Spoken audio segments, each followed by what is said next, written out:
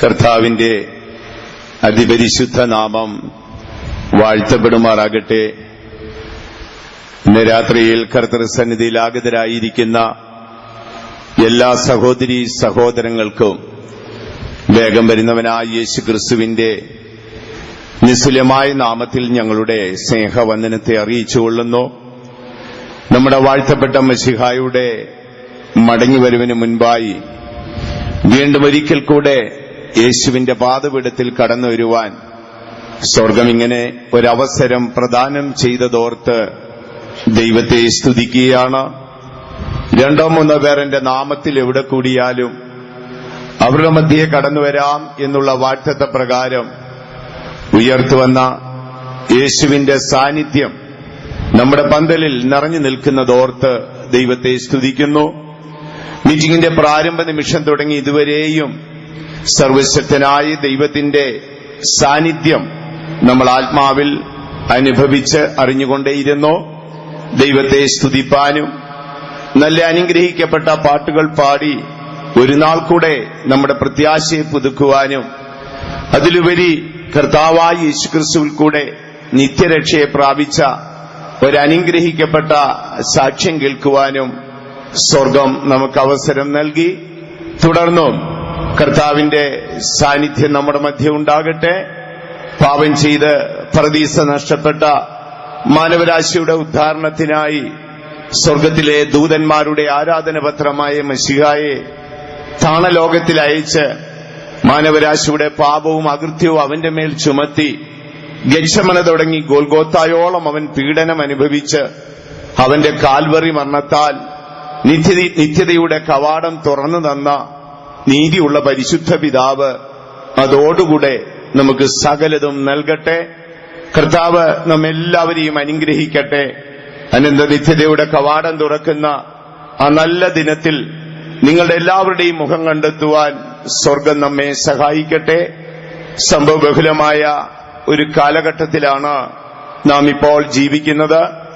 ആഗോളവ്യാപകമായി മനുഷ്യൻ വലിയ പ്രതിസന്ധിയുടെ ചുഴിയിൽപ്പെട്ട് നിരാശയിലേക്ക് മനുഷ്യൻ താണുകൊണ്ടേയിരിക്കുകയാണ്.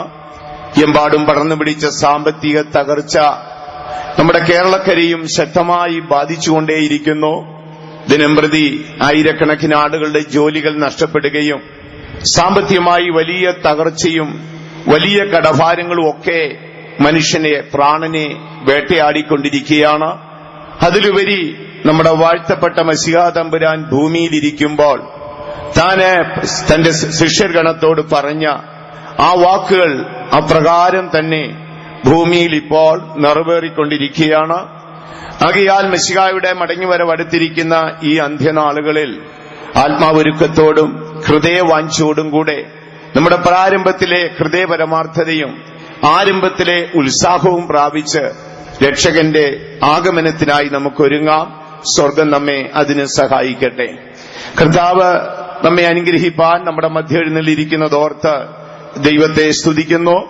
അല്പസമയത്തെ നമ്മുടെ ധ്യാനത്തിനായി നിങ്ങളുടെ എല്ലാവരുടെയും ശ്രദ്ധയെ ഞാൻ തിരുവെഴുത്തിലേക്ക് ക്ഷണിക്കുകയാണ്. 1-ാം നൂറ്റാണ്ടിലെ അപ്പോസ്തലന്മാരിൽ അഗ്രഗണ്യനായ വിശുദ്ധ പൗലോസ്ലീഹ റോമൻ കാരാഗ്രഹത്തിൽ കിടന്നുകൊണ്ട് ഏതാണ്ട് AD 68 എഫെസോസിലുള്ള AD 60 എഫെസോസിലുള്ള വിശുദ്ധന്മാർക്ക് ലേഖനം മുഖാന്തരമായി സർവശക്തനായ ദൈവം തമ്പുരാന്റെ നിത്യതയുടെ പദ്ധതിയുടെ ഒരു ചിത്രം അവർക്ക് വരച്ചു കൊടുക്കുന്നത് നമുക്ക് കാണുവാൻ കഴിയും. മുൻഗാമികളായ പല വിശുദ്ധന്മാരിൽ കൂടെയും ആ തിരുവെഴുത്തുകളെയും അതിന്റെ ഉള്ളിൽ ഉൾക്കൊള്ളിച്ചിരിക്കുന്ന ആത്മീയ മർമ്മങ്ങളെയും കേട്ടിട്ടുള്ളവരും അപ്രകാരം കേട്ട് ജീവിച്ചിട്ടുള്ളവരുടെ തലമുറകളിൽ ജനിച്ചു വളർന്നിട്ടുള്ളവരുമാണ് ശ്രോതാക്കളിൽ ഏറിയ ഭാഗവും എന്ന് ഞാൻ വിശ്വസിക്കുന്നു. ഈ ദിനങ്ങളിൽ നമുക്ക് ചിന്തിക്കേണ്ട ചിന്താവിഷയം എഫെസ്യ ലേഖനം 3-ാം അധ്യായം അതിന്റെ 6-ാം വാക്യത്തിൽ വരുമ്പോൾ വിശുദ്ധ പൗലോസ്ലീഹ ദൈവിക പദ്ധതിയുടെ ഒരാഴം മനോഹരമായ ഒരു ചിത്രം മനുഷ്യ മനസ്സിൽ വരച്ചെടുക്കുകയാണ്.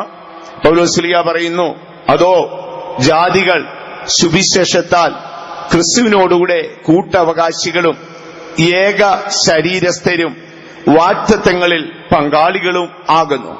മുൻഗാമികളായ പിതാക്കന്മാർക്കും മറഞ്ഞുകിടന്നൊരു മർമ്മമാണെന്നും അന്ത്യകാലത്ത് പരിശുദ്ധാത്മാവ് മുഖാന്തരം ഇത് സഭയ്ക്ക് നൽകുന്നതെന്ന് പറഞ്ഞുകൊണ്ട് പൗലോസ്ലീഹ ആ വാക്കെഴുതി ചേർക്കുകയാണ്. 3-ാം അധ്യായം അതിന്റെ 6-ാം വാക്യം വായിച്ചാൽ, അതോ ജാതികൾ സുവിശേഷത്താൽ ക്രിസ്തുയേശുവിൽ കൂട്ടവകാശികളും ഏക ശരീരസ്ഥരും വാഗ്ദത്തത്തിൽ പങ്കാളികളും ആകണം എന്നുള്ളത് തന്നെ. ദൈവത്തിന്റെ പരിശുദ്ധ നാമം വാഴ്ത്തപ്പെടുമാറാകട്ടെ. ഈ വായിച്ച തിരുവെഴുത്ത് ശ്രോതാക്കളായി നിങ്ങൾക്ക് സുപരിചിതം എന്ന് ഞാൻ വിശ്വസിക്കുകയാണ്. 1-ാം നൂറ്റാണ്ടിലെ അപ്പോസ്തലന്മാരിൽ അതീവ ശ്രേഷ്ഠനായ പൗലോസ് തന്റെ അന്ത്യനാളുകൾ അടുക്കുമ്പോൾ റോമൻ കാരാഗ്രഹത്തിൽ കിടന്നുകൊണ്ട് എഫെസോസിലുള്ള വിശുദ്ധന്മാർക്ക് ഒരുവൻ സുവിശേഷം കേട്ട് നിത്യജീവങ്കിലേക്ക് വന്നു ചേരുമ്പോൾ സ്വർഗം അവന് പ്രദാനം ചെയ്യുന്ന നന്മകൾ എന്ത് എന്നുള്ളതാണ് അവിടെ പറഞ്ഞിരിക്കുന്നത്. അതോ ജാതികൾ സുവിശേഷത്താൽ അവർ രക്ഷയിലേക്ക് വന്നു ചേരുമ്പോൾ അവർ കർത്താവായ യേശുവിന്റെ ശരീരമായ സഭയുടെ അവയവമായി തീരുകയും ക്രിസ്തുവിനോടുകൂടെ അവൻ കൂട്ടവകാശിയായി തീരുകയും അതിനപ്പുറം അവൻ വാഗ്ദത്തങ്ങൾക്ക് പങ്കാളികളായി തീരുകയും ചെയ്യും.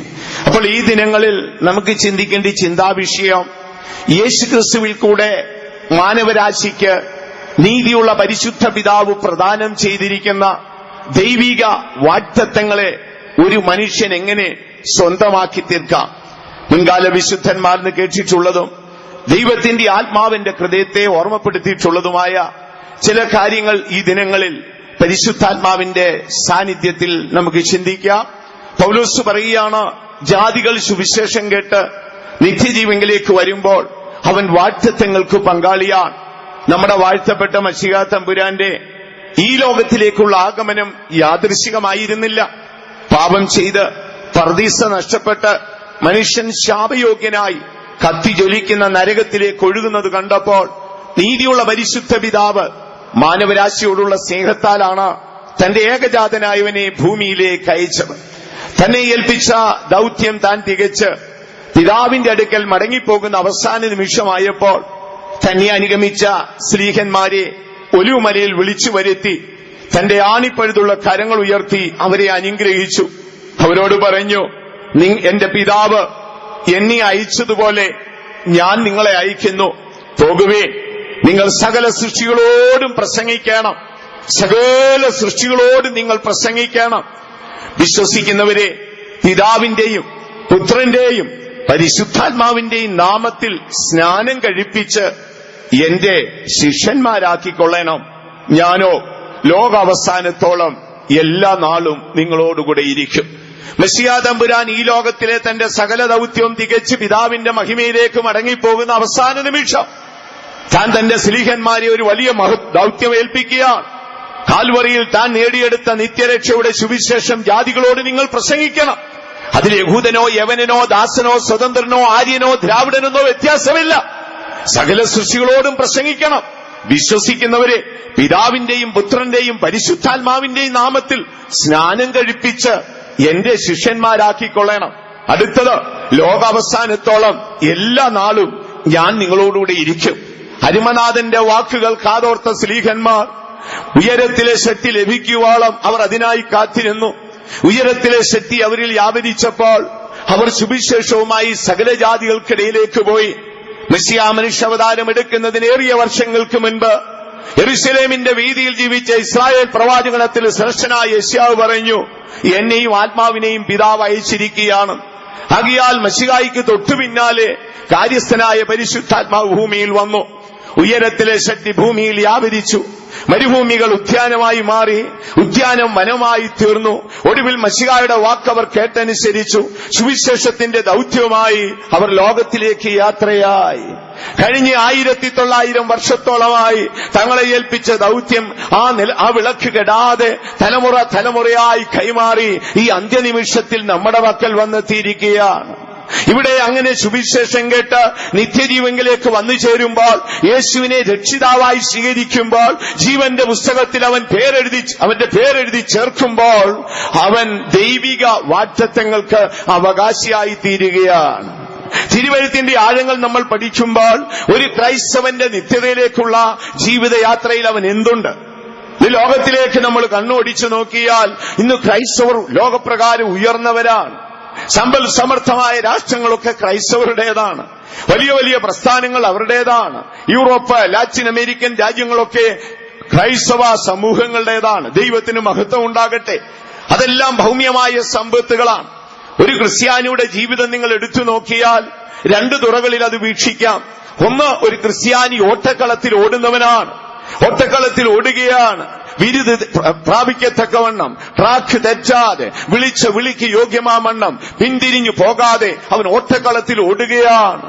കഴിഞ്ഞ കാലം തിരിഞ്ഞു നോക്കിയാൽ ഈ ഓട്ടക്കളത്തിൽ ഓടുവാൻ ഇറങ്ങി വന്ന് എത്രയോ പേർ ഓടി തികച്ചു. എത്രയോ പേർ ഓട്ടത്തിൽ കുഴഞ്ഞുപോയി. എത്രയോ പേർ ഓട്ടം വിട്ട് അവരുടെ സ്വന്തം വഴികളിലേക്ക് ഓടിപ്പോയി. കൃപയാലും കരുണയാലും ഇന്നുവരെയും ദൈവം എന്നെയും നിങ്ങളെയും നിലനിർത്തിയല്ലോ. നമുക്ക് നീതിയുള്ള പരിശുദ്ധ പിതാവിനെ സ്തുതിക്കാം. അപ്പോൾ ഒരു ക്രിസ്ത്യാനിയുടെ നിത്യതയിലേക്കുള്ള ജീവിതയാത്ര ഒരു ഓട്ടക്കളത്തിൽ ഓടുന്നതാണ്. പൗലോസ് പറഞ്ഞു, ഞാൻ നല്ലപോലെ പൊരുതി ഓട്ടം തികച്ചു. അടുത്തത്, ക്രൈസ്തവനെ നിങ്ങൾ നോക്കുമ്പോൾ അവനൊരു യുദ്ധകളത്തിൽ നിൽക്കുകയാണ്. അപ്പോസ്തലനായ പൗലോസ് റോമൻ കാരാഗ്രഹത്തിന്റെ അഴിക്കുള്ളിൽ കിടക്കുമ്പോൾ ആ കാരാഗ്രഹവാതിക്കൽ അങ്ങോട്ടും ഇങ്ങോട്ടും കാവൽക്കാരനായി നടക്കുന്ന പടയാളിയുടെ വസ്ത്രധാരണ കണ്ടിട്ട് താൻ പിൽക്കാലത്ത് എഴുതി ചേർത്തു, ഒരു ക്രൈസ്തവൻ യുദ്ധകളത്തിൽ നിൽക്കുന്ന യോദ്ധാവാണ്. വിശ്വാസം എന്ന വരിജ, നീതി എന്ന കവചം, രക്ഷയെന്ന അവന്റെ ഹെൽമറ്റ്, ഇതെല്ലാം എഴുതി ചേർത്തിരിക്കുകയാണ്. അപ്പോൾ ഒരു ക്രിസ്ത്യാനി അവൻ ഒരു ഓട്ടക്കളത്തിൽ ഓടുന്ന ഓട്ടക്കാരനും യുദ്ധകളത്തിൽ നിൽക്കുന്ന ഒരു യോദ്ധാവുമാണ്. അവന് എന്തുണ്ടായിരിക്കും ദൈവമക്കളെ? ഭൗമിക സമ്പത്തുകൾ കൊണ്ടൊന്നും നമുക്ക് നിത്യതയിൽ ഓടിയെത്താൻ സാധ്യമല്ല. ഒരു മനുഷ്യനെ നിങ്ങൾ ആകമാനം എടുത്തു നോക്കിയാൽ അവന് 3 വ്യക്തിത്വമാണ്. ഒന്ന്, അവന്റെ ദേഹം കൊണ്ടാണ് അവൻ ലോകത്തെ അറിഞ്ഞത്. ഇപ്പോൾ സന്ധ്യാസമയമാണോ, നട്ടുച്ച നേരമാണോ, അർദ്ധരാത്രിയാണോ എന്നറിയുന്നത് നിങ്ങളുടെ ദേഹത്താലാണ്. ദേഹത്താൽ ലോകത്തെ അറിയാം. അടുത്തത് ദേഹിയാണ്. ദേഹിയാൽ നിങ്ങൾക്ക് നിങ്ങളെ അറിയാം. നയന മനോഹരമായ വസ്ത്രമണിഞ്ഞ് സമൂഹമധ്യേ നിങ്ങൾ മാന്യരായി ജീവിക്കുന്നെങ്കിലും നിങ്ങളുടെ അന്തരാത്മാവിൽ ചീഞ്ഞു പുകയുന്ന ദുർഗന്ധം നിങ്ങളുടെ ദേഹിക്കറിയാം. മൂന്നാമത് ആത്മാവാണ്. ഈ ആത്മാവിലാണ് സൃഷ്ടാവിനെ അറിയുന്നത്. ദേഹം കൊണ്ട് ലോകത്തെയും ദേഹി കൊണ്ട് സ്വന്തം അവസ്ഥയും ആത്മാവ് കൊണ്ട് അവൻ ദൈവത്തെയും അറിയുന്നു. അവന്റെ ആയുസ് എണ്ണപ്പെട്ടതാണ്. ക്ഷണഭങ്കുരമായ ആയുസ്സാണ്. വെള്ളത്തിന്റെ കുമിള പോലെ 4 വിരൽ നീളം. ആ എണ്ണപ്പെട്ട ദിനങ്ങൾക്കുള്ളിൽ അവൻ എങ്ങനെ വാഗ്ദത്തങ്ങളെ നേടാം? ദൈവത്തിന് മഹത്വം ഉണ്ടാകട്ടെ. അപ്പോൾ ഒരു ക്രിസ്ത്യാനിക്ക് തിരുവെഴുത്ത് പ്രദാനം ചെയ്തിരിക്കുന്ന കാര്യങ്ങൾ എന്താ? എല്ലാം വിശദമായി ചിന്തിപ്പാൻ നമുക്ക് സമയം പോരാ.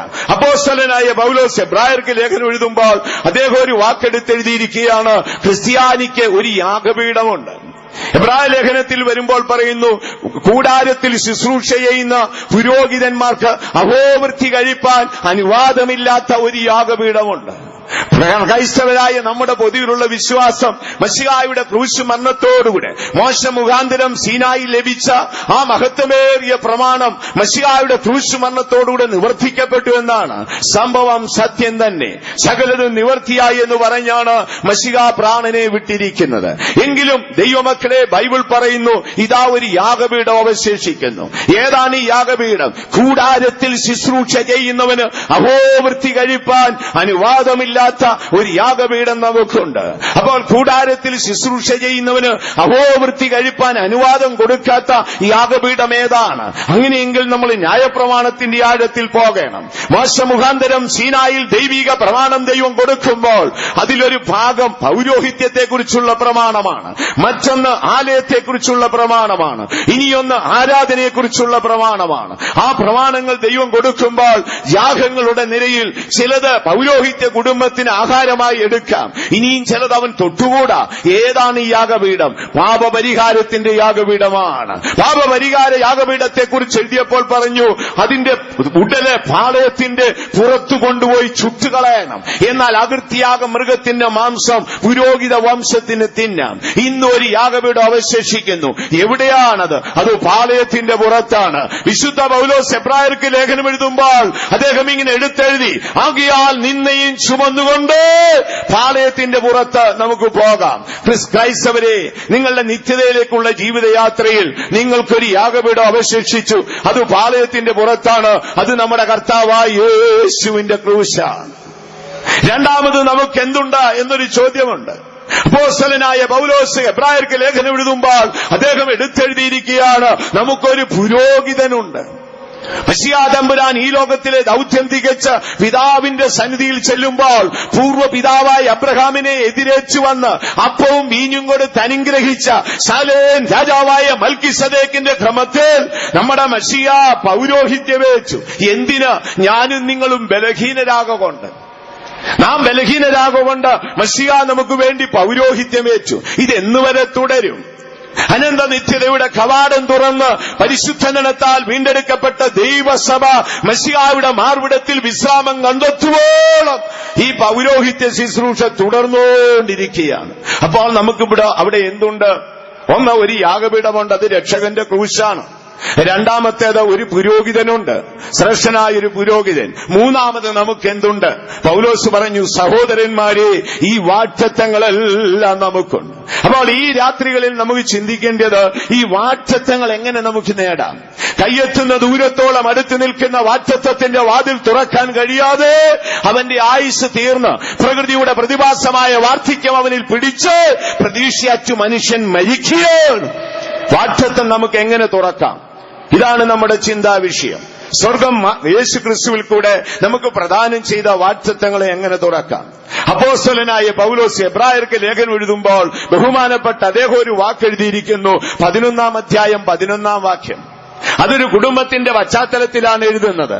വിശ്വാസികളുടെ പിതാവും ദൈവത്തിന്റെ സ്നേഹിതനുമായ അബ്രഹാം കൽദേറ പട്ടണം വിട്ട് കനാൻ എന്ന ദേശത്തേക്ക് പോകുമ്പോൾ ദൈവം അദ്ദേഹത്തിനൊരു വാഗ്ദത്തം കൊടുത്തു. മറ്റൊന്നുമല്ല, അബ്രഹാമേ, നിനക്ക് ഞാനൊരു മോനെ തരാം. 60ഓളം വയസ്സ് പ്രായമുള്ളപ്പോൾ തേജോമയനായ ദൈവത്തിന്റെ പ്രത്യക്ഷത കണ്ട് കനാൻ എന്ന മനോഹര ദേശത്തേക്ക് യാത്രയായി. 75-ാമത്തെ വയസ്സിൽ വാഗ്ദത്തം ഉണർത്തി. 99-ാമത്തെ വയസ്സിൽ ദൂതന്മാർ വന്നു പറഞ്ഞു. അപ്പോഴേക്കും സാറ വാർദ്ധക്യത്തിൽ പിടിക്കപ്പെട്ടു. പ്രാരംഭ നാളുകൾ അവർ പ്രതീക്ഷിച്ചിരുന്നു. പ്രകൃതിയുടെ പ്രതിഭാസമായ വാർദ്ധക്യം പടർന്നു പിടിച്ചപ്പോൾ പ്രതീക്ഷകൾ അച്ചുപോയ ആ ദമ്പതികൾ ദൈവത്തിന്റെ വിശ്വസ്തതയിൽ വിശ്രമിച്ചു. എബ്രായ ലേഖനം 11:11 എഴുതിയിരിക്കുന്നു, അബ്രഹാം വയോധ്യനും സാറായുടെ ശരീരം നിർജീവമായിട്ടും അവർ വാഗ്ദത്തം ചെയ്ത ദൈവത്തിൽ വിശ്വസ്തനെന്ന് എണ്ണിക്കാത്തിരുന്നു. വാഗ്ദത്തം ചെയ്ത ദൈവം വിശ്വസ്തൻ. ഇന്ന് രാത്രി എത്ര ദൈവമക്കൾ വിശ്വസിക്കുന്നു? വാഗ്ദത്തം ചെയ്ത ദൈവം വിശ്വസ്തൻ. ഈ മനോഹരമായി അതിരില്ലാതെ കിടക്കുന്ന ആകാശവിധാനം ഒഴിഞ്ഞു പോകട്ടെ, കെട്ടുറപ്പോടെ നിൽക്കുന്ന ഭൂമി അതിന്റെ തൽസ്ഥാനത്ത് നീങ്ങിപ്പോകട്ടെ, എങ്കിലും വള്ളിക്കും പുള്ളിക്കും മാറ്റം വരാത്ത തിരുവെഴുത്ത് പറഞ്ഞിരിക്കുന്ന വാഗ്ദത്തങ്ങൾ നിവർത്തിച്ചു തരുവാൻ ദൈവം വിശ്വസ്തൻ. വിശ്വസിക്കുന്നവർ ദയവായി വലത് കരങ്ങളൊന്ന് ഉയർത്തിപ്പിടിച്ചാട്ട് നിങ്ങൾ വിശ്വാസത്തോടെ ഏറ്റുപറഞ്ഞാട്ട്, ഓ പ്രകൃതിയുടെ പ്രതിഭാസത്തിനോ ലോകത്തിലെ ഒരു അന്ധകാര ശക്തിക്കോ എന്നോട് ചെയ്ത വാഗ്ദത്തത്തെ നീക്കുവാൻ സാധ്യമല്ല.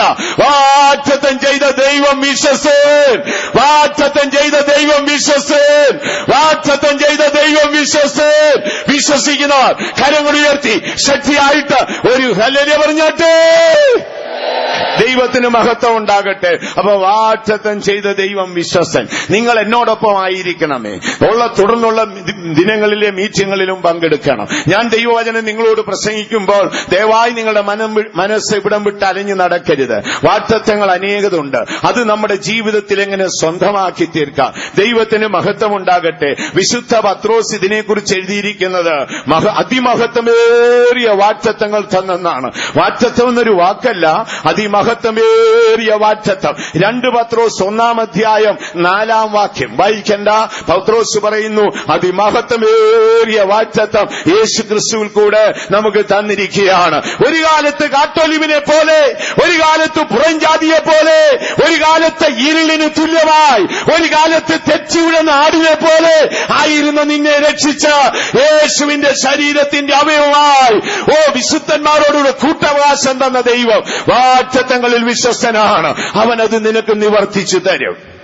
വേദപുസ്തകത്തിന്റെ ചരിത്ര പശ്ചാത്തലം നമ്മൾ പഠിച്ചാൽ ഈ വിശുദ്ധ ബൈബിളിലെ 66 പുസ്തകത്തിലെ 1189 അധ്യായത്തിൽ ഏറെക്കുറെ 8000-ഓളം വാഗ്ദത്തങ്ങൾ ഉണ്ടെന്നാണ് വേദപുസ്തക പണ്ഡിതന്മാർ പറയുന്നത്. ഞാൻ എണ്ണി തിട്ടപ്പെടുത്തിയിട്ടില്ല. വേദപുസ്തക പണ്ഡിതന്മാർ വളരെ വ്യക്തമായി പറയുന്നു, ഏറെക്കുറെ 8000-ഓളം വാഗ്ദത്തങ്ങൾ ഈ വിശുദ്ധ ബൈബിളിൽ നിറഞ്ഞു നിൽക്കുകയാണ്.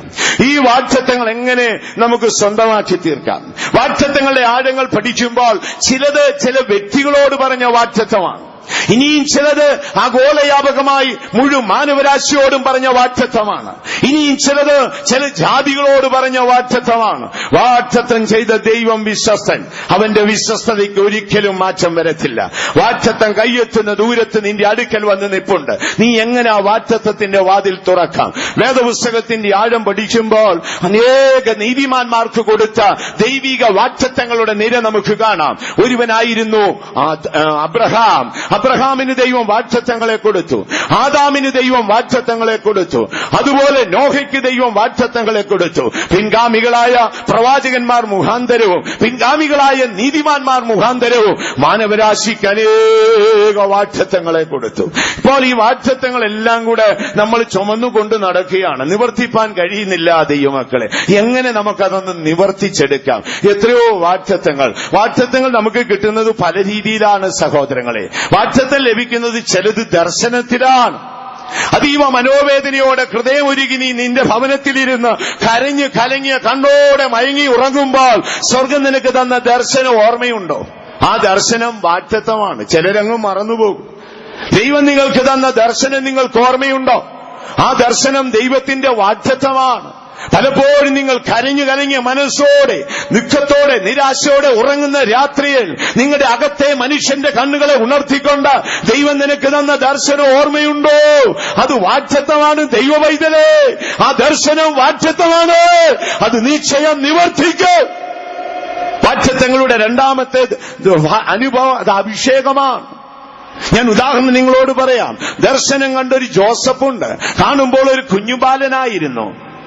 കനാൻ എന്ന മനോഹര ദേശത്ത് യാക്കോബ് എന്ന ഒരു ഇടയന്റെ കുടിലിൽ കിടന്ന് ബാലനായ ജോസഫ് കണ്ടത് ദർശനമാണ്. പക്ഷേ ദർശനം ഒരു വാഗ്ദത്തമാണ്. വർഷങ്ങൾ പലത് കടന്നുപോയി. 430 മൈൽ അകലെയുള്ള ഫറവോന്റെ രാജകൊട്ടാരത്തിൽ ഏറിയ വർഷങ്ങൾക്ക് ശേഷം ആ ദർശനം നിറവേറിയെങ്കിൽ പ്രിയ ദൈവ പൈതലേ, നിനക്ക് തന്ന ദർശനം അത് ദൈവത്തിന്റെ വാഗ്ദത്തമാണ്. അത് നിവർത്തിക്കുമെന്ന് വിശ്വസിക്കുന്നവർ കരങ്ങളുയർത്തി ശക്തിയായി ഒരു ഹല്ലേലൂയ പറഞ്ഞോട്ടെ. രണ്ടാമത്തേത് അഭിഷേകമാണ്. നമ്മുടെ മേലൊക്കെ സ്വർഗം അഭിഷേകം പകരുമ്പോൾ അതിന്റെ പിന്നിൽ ഒരു ദൈവിക വാഗ്ദത്തം ഉണ്ടായിരുന്നു. വൺ ഡേ 2 ഡേ കൊണ്ടൊന്നും ഇതൊന്നും നിവർത്തിച്ച് കിട്ടത്തില്ല. ഞാൻ പറഞ്ഞല്ലോ, നിങ്ങൾ എന്നോടൊപ്പം ആയിരിക്കണം. ഇതിനിടെ മറ്റിടപാടുകൾക്കൊന്നും പോകരുത്. വാഗ്ദത്തം നമുക്കൊന്ന് തുറക്കണം. മശിയ മടങ്ങി വരാറായി. വാഗ്ദത്തങ്ങളുടെ ചാക്ക് ചുമന്ന് ഇന്ന് അനേകർ അലിഞ്ഞു തിരികുകയാണ്. അതുകൊണ്ട് വാഗ്ദത്തം നമുക്കൊന്ന് തുറന്നെടുക്കണം. രണ്ടാമത്തേത് അഭിഷേകമാണ്. അഭിഷേകം പ്രാപിച്ച ദിനം നിങ്ങൾക്ക് ഓർമ്മയുണ്ടോ? പരിശുദ്ധാത്മാവ് നിങ്ങളുടെ മേൽ വ്യാപരിച്ച് സിയോനിൽ നിന്ന് അഭിഷേകം പകർന്ന ദിനം നിങ്ങൾക്ക് ഓർമ്മയുണ്ടോ? ആ അഭിഷേകം ഒരു പ്രൊമിസ്, ഒരു വാഗ്ദത്തമാണ്. ഉദാഹരണം ഞാൻ പറയാം. നമ്മുടെ ബഹുമാനപ്പെട്ട ദാവീദ് ഒരു കുഞ്ഞുബാലനായിരുന്നു. ശൗലിനെ യഹോവ തള്ളിക്കളഞ്ഞു. പകരം ശമൂവേലിനോട് പറഞ്ഞു, ശമൂവേലേ, നീ പോയി ഇശ്ശായിയുടെ മകനെ കണ്ടെത്തണം. പ്രഭാതത്തിൽ തന്നെ ശമൂവേലും തന്റെ പ്രവാചക ശിഷ്യനും കൂടെ ചേർന്ന് മൈലുകൾ താണ്ടി ബേത്ലഹേമിൽ ആട്ടിടയന്മാരുടെ പട്ടണത്തിൽ ചെന്നു. പ്രവാചകന്റെ ആഗമനത്തിൽ ഇശായി അമ്പരന്നുപോയി. പ്രവാചക ആഗമന ഉദ്ദേശം എന്താണ്? ഉടനെ ശമൂവേൽ പറഞ്ഞു, ഇശായി, നിന്റെ മക്കളെ എല്ലാം ഒന്ന് വിളിച്ചു വരുത്തും. അവരൊക്കെ അന്ന് സൈന്യാധിപന്മാരാ. ഒരു തെങ്ങിന്റെ പകുതി വലിപ്പമുള്ളവരാ. എല്ലാം വലിയ മനുഷ്യരാണ്. എല്ലാവരെയും വിളിച്ചു വരുത്തണം. ഓരോരുത്തരായി വന്നു. 7 പേരും വന്നു. ശമൂവേൽ ഇങ്ങനെ തുറിച്ചു നോക്കി. ഇവനല്ല. അടുത്തവൻ വന്നു. നെഞ്ചും നെറ്റിയും നോക്കി. കൊള്ളാം, നല്ല കൈക്കരുത്താണ്. കൈക്കും കാലിനൊക്കെ നല്ല മസിലുണ്ട്. യുദ്ധത്തിന് പോകാനോ ഓടാനോ ആയുധം ചുമക്കാനോ കഴിയും. പക്ഷേ ദൈവം പറയുകയാണ്. അടുത്തവൻ വന്നു. 7ാമൻ കഴിഞ്ഞപ്പം ശമൂവേലിനൊരു കുഴപ്പം. ശമൂവേൽ ചിന്തിച്ചു, എനിക്കാണോ തെറ്റിയത്, ദൈവത്തിനാണോ തെറ്റിയത്, ഇശായിക്കാണോ തെറ്റിയത്? അടുത്ത ചോദ്യം, ഇശായിയെ മക്കൾ ഇത്രേ ഉള്ളോ? അപ്പൊ റേഷൻ കാർഡിൽ പേരില്ലാത്ത ഒരുത്തനുണ്ട്, ഒരു കൊച്ചി ഇറക്കൻ. അവൻ പിന്നീട് എഴുതി, എന്റെ അപ്പനും അമ്മയും എന്നെ മറന്നെന്ന്. എന്റെ അപ്പച്ചനും എന്റെ അമ്മയും മറന്നെന്ന് ദാവീദ് എഴുതിയില്ലേ? കാരണം അപ്പൊ പറഞ്ഞ ഒരു ഭീകരിച്ചിറക്കനുണ്ടെന്ന്. അവനെ ഒന്ന് വിളിപ്പിച്ചാട്ടെ എന്ന് പറഞ്ഞു. അപ്പൊ അവൻ വരികയാണ്. ഒരു കുഞ്ഞിടയ ബാലൻ, ഗോൾഡ് കളറാണ്, നല്ല ഏഷ്യക്കാരന്റെ കളറാണ്, ഒറിജിനൽ. കണ്ടാൽ നല്ല പവിഴ നിറമുള്ളവൻ, കോമളത്വമുള്ളവൻ, കയ്യിലൊരു ഇടയസഞ്ചിയുണ്ട്, തോളിലൊരു ഇടയസഞ്ചിയുണ്ട്, കയ്യിലൊരു കവണയുമുണ്ട്, ഒരു കിന്നരവും തൂക്കിപ്പിടിച്ചു വരുന്നു. ജ്യേഷ്ഠൻ ഓടിച്ചെന്ന് പറഞ്ഞു, ശമൂവേൽ പ്രവാചകൻ നമ്മുടെ വീട്ടിൽ വന്നിരിക്കുന്നു, നീ ക്ഷണത്തിൽ വന്നാട്ട്. ദാവീദ് മലകളെയും കുന്നുകളെയും താണ്ടി ശമൂവേലിന്റെ ആഗമനത്തിന്റെ ആഴം ഗ്രഹിക്കാൻ കഴിയാതെ ഓടിയെത്തി ശമൂവേലിന് കണ്ണെത്തുന്ന ദൂരമെത്തിയപ്പോൾ യഹോവ പറഞ്ഞു, ശമൂവേൽ, ഈ വരുന്നവനാണ് ഇസ്രായേലിന് രാജാവ്. കുഞ്ഞു ബാലനായ അവന് ശമൂവേൽ തുറിച്ചു നോക്കി, അടിമുടി നോക്കി, ഇവനാണോ അടുത്ത രാജാവ്? അടുക്കൽ വന്നു, മുഴങ്കാൽ മടക്കി നിന്നു. ശമൂവേൽ ഇങ്ങനെ അവനെ കെട്ടിപ്പിടിച്ചു, അരിയിൽ കെട്ടിയ തൈലൊപ്പം ഊരിയെടുത്തു, അതിന്റെ അടപ്പ് മാറ്റി അവനിങ്ങനെ മാറുവോട് ചേർത്ത് പിടിച്ചു, തലയിലേക്ക് തൈലാഭിഷേകം ഒഴിച്ചു. ആ തലയിൽ വീണ തൈലം തലമുടി നാരി വഴി ഒഴുകി കാൽപാദം വരെ എത്തിച്ചേർന്നു. ശമൂവേൽ കെട്ടിപ്പിടിച്ചു, ദാവീദേ കേട്ടുകൊള്ളുവേൻ, യഹോവ നിന്നെ ഇസ്രായേലിന് രാജാവാക്കി. ഒരു പിഞ്ചുബാലൻ അവനോട് പറയാണ്, യഹോവ നിന്നെ ഇസ്രായേലിന് രാജാവാക്കി. ഇശായി അമ്പരന്ന് പോയി, സ്നേഹിതന്മാരും അമ്പരന്ന് പോയി. ദൈവമക്കളെ പിറ്റേ ദിവസം തുടങ്ങി പ്രശ്നമുണ്ടായി. തലേ ദിവസം വരെ കരടി അപ്പുറത്ത് കിടന്നുറങ്ങിയതാണ്, അത് ഉപദ്രവിക്കാൻ വന്നില്ല. ഒരിക്കലൊരു മിഷണറിയോട് ചോദിച്ചു, നിങ്ങൾ അഭിഷക്തരാണെന്ന് എന്താണ് അതിന്റെ അടയാളം? അപ്പോൾ അദ്ദേഹം പറഞ്ഞു, മുൻപുള്ളതിനേക്കാൾ ഏറെ പോരാട്ടം ഇപ്പോൾ എനിക്കുണ്ടെന്ന്. എന്താണ് നീ അഭിഷക്തനാണ്, രാജാവാണെന്നുള്ളതിന്റെ തെളിവ്? നീ പണ്ടുണ്ടായിരുന്നതിനേക്കാൾ അധികം ഏറിയ പോരാട്ടം നിനക്കുണ്ടെങ്കിൽ നിന്റെ മേൽ പകർന്നത് രാജത്വത്തിന്റെ അഭിഷേകമോ? ദാവീദ് ഈ അഭിഷേകം പ്രാപിച്ചെന്നേ അടുത്ത ദിവസം മുതൽ ആട് തീറ്റുന്നതാ ജോലി. നമ്മളൊക്കെയാണ് പിറ്റേ ദിവസം കുട്ടിയോട് പഠിക്കും. സംശയമുണ്ടോ? നമുക്കൊക്കെ എന്തെങ്കിലും ഒരു സ്ഥാനം കൽപ്പിച്ചു തരാമെന്ന് പറഞ്ഞ ഊണ് ഉറക്ക പോകും, പിച്ചും പേയും പറഞ്ഞ് അങ്ങ് എത്തുന്നതിന് മുമ്പ് തന്നെ നമ്മുടെ കാറ്റ് പ്രഷർ കൂടി പോകും. അപ്പൊ ദാവീദ് ഇത് പറഞ്ഞു, ശമൂവേൽ അങ്ങ് പോയി. ശമൂവേൽ മരിച്ചു. വർഷം എത്ര കഴിഞ്ഞെന്നറിയാമോ? നിങ്ങൾ ചിന്തിച്ചിട്ടുണ്ടോ? ആദ്യം കൊട്ടാരത്തിൽ ചെന്നത് ശൗലിന്റെ ദുരാത്മാവ് മാറ്റാൻ കിന്നരം വായിക്കാനാണ്. പിന്നെ പ്രമോഷനായി, ഗോലിയാത്തിനെ കൊന്നതോടുകൂടെ ഉയർന്നു. പിന്നീട് മരുമകനായി, പിന്നെ സൈനാധിപനായി, പിന്നെ ശൗലിന്റെ ശത്രുവായി. എത്ര വർഷം കഴിഞ്ഞു? വാഗ്ദത്തം ചെയ്ത ദൈവം വിശ്വസ്തനാണോ? വാഗ്ദത്തം ചെയ്ത ദൈവം വിശ്വസ്തനാണോ? ദാവീദ് ഇസ്രായേലിന് രാജാവായി തീരുമ്പോൾ അവന്റെ തലയിൽ തൈലാഭിഷേകം ഒഴിച്ച് ശമൂവേലോ അതിന് സാക്ഷ്യം നിന്ന ഇശായോ ഭൂമിയിലുണ്ടായിരുന്നില്ല. അപ്പോഴേക്കോർ മരിച്ചു മറന്നുപോയി, മരിച്ച് മൺമറഞ്ഞുപോയി. ശമൂവേലും മരിച്ചു, ഇശായും മരിച്ചു. അഭിഷേകത്തിന് മാറ്റം വന്നില്ല. അവന്റെ 30-ാമത്തെ വയസ്സ് അസംഖ്യ യുദ്ധങ്ങളെയും ദുരിതങ്ങളെയും താണ്ടിക്കൊണ്ട് അവൻ ഇസ്രായേലിന് രാജാവായെങ്കിൽ നിന്റെ മേൽ പകർന്ന അഭിഷേകം നിനക്കുള്ള വാഗ്ദത്തമാണ്. അത് നിവർത്തിച്ചു തരുവാൻ ദൈവം വിശ്വസ്തൻ, ദൈവം വിശ്വസ്തൻ, ദൈവം വിശ്വസ്തൻ. വിശ്വസിക്കുന്നവർ കരങ്ങൾ ഉയർത്തി ശക്തിയായിട്ട് ഒരു ഹല്ലേലൂയ പറഞ്ഞോട്ടെ. അപ്പോൾ നമ്മുടെ മേൽ പകർന്ന അഭിഷേകം അങ്ങനെയാണ് സഹോദരങ്ങളെ. പലർക്കും ഇതൊന്നും അറിഞ്ഞുകൂടാ. നമ്മുടെ ചിന്ത എന്തെന്നറിയാമോ? ഈ ആത്മാവിൽ നിറയണം, അന്യഭാഷ പറയണം, കാത്തിരിപ്പിൽ വരുമ്പോൾ ഉണർവുണ്ടാകണം. ഇതല്ല സഹോദരങ്ങളെ. നിങ്ങളുടെ മേൽ പകർന്ന അഭിഷേകത്തിന്റെ പിന്നിലൊരു പദ്ധതിയുണ്ട്. വർഷം കുറെയൊക്കെ കഴിയുമെന്നേ. ഇതിനിടെ കരടിയോട് മല്ലുപിടിച്ചു, ഗോലിയാത്തിനോട് മല്ലുപിടിച്ചു, ദുരാത്മാവ് പിടിച്ച ശൗല് കുന്തവും കൊണ്ട് പുറകെ നടന്നു. ഈ മനുഷ്യനെ സമ്മതിച്ചു കൊടുക്കണ്ടേ? നമ്മളൊക്കെ ആണെങ്കിൽ എന്ത് ചെയ്യും? എന്നാലും മനം മടുക്കാതെ കാത്തിരുന്ന് ഏറെക്കുറെ 16 വർഷങ്ങൾക്ക് ശേഷം എന്ത് ചെയ്തു? ഇങ്ങേരി രാജാവായി. വാഗ്ദത്തം ചെയ്ത ദൈവം വിശ്വസ്തനാണെന്ന്. ശമൂവേലും മരിച്ചു, ഇശായിയും മരിച്ചു. പറഞ്ഞ വാക്കിന് മാറ്റം വരത്തില്ല. ഇനിയും ചില കാര്യങ്ങൾ സഹോദരങ്ങളെ ദൈവം നിങ്ങൾക്ക് തരുന്ന ദൂതുകളാണ്. നിങ്ങൾ മനോവേദനയോടെ ഹൃദയഭാരത്തോടെ ദൈവസന്നിധിയിൽ പോകുകയാണ്. നിങ്ങളാരാണ്, നിങ്ങളുടെ അവസ്ഥ എന്താണെന്നൊന്നും അറിഞ്ഞുകൂടാ. പക്ഷെ ഇരിക്കുന്ന ശുശ്രൂഷകർ പരിശുദ്ധാത്മാവിൽ സംസാരിക്കും. ഓർമ്മയുണ്ടോ? ആ സമയത്ത് ഇരുന്ന് ഉറങ്ങരുത്. ദൂത് കേൾക്കുമ്പോൾ നമ്മൾ ഉറങ്ങരുത്. അത് നമ്മളോടുള്ള ദൂതാണ്. ഇപ്പോൾ ബ്രദർ സാമിന്റെ സാക്ഷ്യം നിങ്ങൾ കേട്ടല്ലോ. ഞാൻ അദ്ദേഹവുമായി പരിചയപ്പെട്ടിട്ട് ഒരു 12 വർഷമായി. ഞാൻ ആലുവായിലിരിക്കുമ്പോൾ ഒരു ദിവസം യാദൃശ്യമായി അദ്ദേഹം വന്ന് പെട്ടതാണ്. അദ്ദേഹം ഒരു ബൈബിൾ കോളേജിലെ ടീച്ചറും അതിന്റെ നടത്തിപ്പുകാരനുമായിരുന്നു. AG ചർച്ചിൽപ്പെട്ട ആളായിരുന്നു. യാദൃശ്യമായി നമ്മുടെ മീറ്റിംഗിന് വന്നു ചേർന്നതാണ്. വിശുദ്ധന്മാരുടെ ആഴം അറിഞ്ഞപ്പോൾ അദ്ദേഹം ആ മാർഗവും താൻ പഠിപ്പിച്ചുകൊണ്ടിരുന്ന അവസ്ഥകളും തന്റെ സുവിശേഷ പ്രവർത്തനം എല്ലാം വിട്ട് നമ്മുടെ കൂടെ വന്നതാണ്. ദൈവമക്കളെ ഓർത്തുകൊള്ളണമേ, നമ്മിലൊരു നിർണയമുണ്ട്. എന്നിലും നിങ്ങളിലൊരു നിർണയമുണ്ട്. അത് വണ്ടേ ചൂടെ കൊണ്ടൊന്നും നടക്കത്തില്ല. വാഗ്ദത്തം ചെയ്ത ദൈവം വിശ്വസ്തൻ. നിവർത്തിപ്പാൻ 3 താക്കോലുണ്ട്. നമുക്കത് പുറകെ അങ്ങോട്ട് ചിന്തിക്കാം. എല്ലാ മീറ്റിംഗിലും പങ്കെടുക്കണം. ഈ 3 താക്കോൽ ഉപകരിച്ച് നിനക്ക് തന്ന വാറ്റത്വം തുറന്ന് അതിനകത്ത് എന്തുണ്ടെന്ന് അറിഞ്ഞിട്ടേ നിന്റെ ഈ ആയുസ് തീർക്കാവൂ. നന്നായിട്ടൊന്ന് അറിഞ്ഞാട്ടെ, പലർക്കും ഇത് അറിഞ്ഞുകൂടാ. ഒരുപാട് വാറ്റത്വങ്ങൾ ഉണ്ടെങ്കിലും പണ്ട് ബഹുമാനപ്പെട്ട പരേതനായ പാസ്റ്റർ ടി.വി. തോമസ് അവറുകൾ നമ്മുടെ കേരളക്കരയിൽ നിന്ന് ആൻഡോമാൻസിൽ പോയ ഒരു അവറാച്ചന്റെ കഥ കൂടെ പറയും. സാധുവായ അവറാച്ചനങ്ങ് ആൻഡോമാൻ നിക്കോബാറിൽ പോയി. ദരിദ്ര പശ്ചാത്തലമാണ്. അപ്പൊ യാത്ര തിരിക്കുന്നതിന്റെ തലേ ദിവസം അമ്മച്ചി കുറെ കൊള്ളപ്പവും അച്ചപ്പവും വെള്ളുണ്ടയൊക്കെ ഉണ്ടാക്കി പാക്കറ്റ് ചെയ്ത് കൊടുത്തു. താൻ അവിടെ ചെന്ന് മദ്രാസിൽ നിന്ന് കപ്പൽ കയറി. ഉച്ചഭക്ഷണമായി സമയത്ത് ബെല്ലടിക്കും. എല്ലാവരും കഴിക്കാൻ പോകുമ്പോ നമ്മുടെ മലയാളി അപ്പൻ വയറ് തിരുമിയിട്ട് പറയും, ഞാനേ കഴിക്കുന്നില്ല, വയറ്റിൽ വേണ്ടത്ര സുഖമില്ല. അവര് പോയി കഴിഞ്ഞ ഉടനെ എന്ത് ചെയ്യും? ഈ പൊതി കഴിച്ച് 4 എള്ളുണ്ടേം തിന്ന് ഇച്ചിരി പച്ചവെള്ളവും കുടിക്കും. ദിവസങ്ങൾ പലത് കഴിഞ്ഞു. ആൻഡോമാൻ നിക്കോബാറിൽ എത്തിച്ചേർന്നപ്പോഴേക്ക് കൊണ്ടുപോയിരുന്ന പൊതിയും തീർന്നു. ഇറങ്ങി ഉടനെ കൂടുള്ള ആള് ടിക്കറ്റ് നോക്കിയിട്ട് പറഞ്ഞു, ഇത്രയും പൈസ ഭക്ഷണത്തിന് ഈടാക്കിയെങ്കിലും കുഴപ്പമില്ല, നല്ല ഭക്ഷണമായിരുന്നു. അപ്പൊ അവറാച്ചൻ ചോദിച്ചു, എന്തോ അത് അവറാച്ചൻ അറിഞ്ഞുകൂടെ? നമ്മൾ ടിക്കറ്റ് എടുക്കുമ്പോൾ നമ്മുടെ ഭക്ഷണത്തിന്റെ പൈസയും കൂടെ കപ്പലുകാർ മേടിച്ചിരിക്കുകയാണ്. പ്രിയമുള്ളവരെ, കേട്ട് അന്താളിച്ച് അപ്പൻ തിന്ന അച്ചപ്പവും കൊള്ളപ്പോ ഇടിയപ്പോ ഒക്കെ പോകഞ്ഞു പോയെന്ന് പറയാം. ഇതുപോലെയാണ് ഈ ആയുസിൽ. പലർക്കും ഇത് അറിഞ്ഞുകൂടാ. സ്വർഗത്തിൽ അനേക വാറ്റത്വം നിനക്കുണ്ടെങ്കിലും നീ അച്ചപ്പവും കൊള്ളപ്പവും നിന്നെ ചപ്പും ചവറും പെറുക്കി നടക്കരുത്. കർത്താവായ യേശു ക്രൂശിക്കപ്പെടുമ്പോൾ ആ ക്രൂശിൽ നിനക്ക് രക്ഷയുണ്ടെങ്കിൽ ആ ക്രൂശ് മുഖാന്തരം നിത്യതയുടെ വാറ്റത്വമുണ്ട്.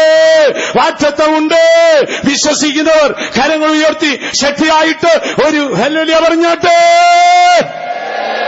ഇനിയും ചില കാര്യങ്ങൾ നമ്മളെ രക്ഷിക്കപ്പെടുമ്പോൾ നമ്മുടെ ബോണിംഗ് അല്ലെങ്കിൽ നമ്മുടെ ജനന സമയത്തുള്ള പദ്ധതികളാണ്. ദർശനം വാറ്റത്വമാണ്, അഭിഷേകം വാറ്റത്വമാണ്. വർഷങ്ങളൊക്കെ ഒത്തിരി കഴിഞ്ഞേ നിറവേറൂ. നമ്മൾ ഇന്ന് കണ്ടിട്ട് നാളെ നിവർത്തിക്കാൻ പോകരുത്, ശ്രമിക്കരുത്. വാഗ്ദത്തം ചെയ്ത ദൈവത്തിന്റെ ഓർമ്മയിലുണ്ട് ഇതൊക്കെ. അദ്ദേഹം കറക്റ്റ് കാൽക്കുലേഷൻ ചെയ്ത് വെച്ചിരിക്കുക. അല്ലാതെ നമ്മുടെ കൂട്ടും മാവേലെറിയുന്ന പോലെ എറിയുന്നതല്ലിത്. ഇത് ഷാർപ്പാണ്. ജോസഫിനെ വിറ്റാൽ അവൻ എവിടെ വരും? ജയിലിൽ എത്ര കാലം കിടക്കും? കനാനിൽ ക്ഷാമം ഉണ്ടാകും. ചേട്ടന്മാര് അരി മേടിക്കാൻ അവിടെ ചെല്ലുമെന്നൊക്കെ തമ്പുരാൻ നേരത്തെ അടിച്ച് റെഡിയാക്കി വെച്ചിരിക്കുകയാണ്. അതുകൊണ്ട് തന്റെ പദ്ധതിക്കൊന്നും മാറ്റം വരത്തില്ല. ഇനി അടുത്തത് നമ്മുടെ ശിക്ഷിക്കപ്പെട്ടതിന് ഓർമ്മയുണ്ടോ? അന്ന് നിങ്ങൾക്കൊരു വാഗ്ദത്തം കിട്ടിയിട്ടുണ്ട്, നിങ്ങൾക്ക് ഓർമ്മയില്ല. വേദപുസ്തകത്തിൽ ഒരു വലിയ മനുഷ്യനുണ്ട്. നമ്മുടെ കർത്താവായ യേശുവിനോട് ബൈബിളിൽ സാമ്യപ്പെടുത്തിയ ഒരേ ഒരു വ്യക്തിയുള്ളൂ. പ്രാസംഗികരും എഴുത്തുകാരും ഒക്കെ യേശുവിനെ പലതിനോട് സാമ്യപ്പെടുത്താറുണ്ട്. പക്ഷേ ബൈബിളിൽ സാമ്യപ്പെടുത്തിയ ഒരു വ്യക്തിയുണ്ട്. ആരാണെന്നറിയാമോ? ബഹുമാനപ്പെട്ട പരേതനായ നമ്മുടെ പൂർവ്വപിതാക്കന്മാർ ഒരുവനായ മോശ. അദ്ദേഹത്തെക്കുറിച്ച് വായിച്ചാൽ അമ്പരന്നു പോകും. ജന്മസ്ഥലം ഈജിപ്തിലാണ്. അവിടെ ഭയങ്കര പീഡനമാണ്, അടിമത്തമല്ലേ. രാവും പകലും കൂടാതെ അധ്വാനിക്കുകയാണ്. കൊട്ടാരത്തിലും കുതിരാലയത്തിലും വയലിലും അരമനയിലും അന്തപുരത്തിലുമെല്ലാം ഈ ജനം കഷ്ടപ്പെടുകയാണ്.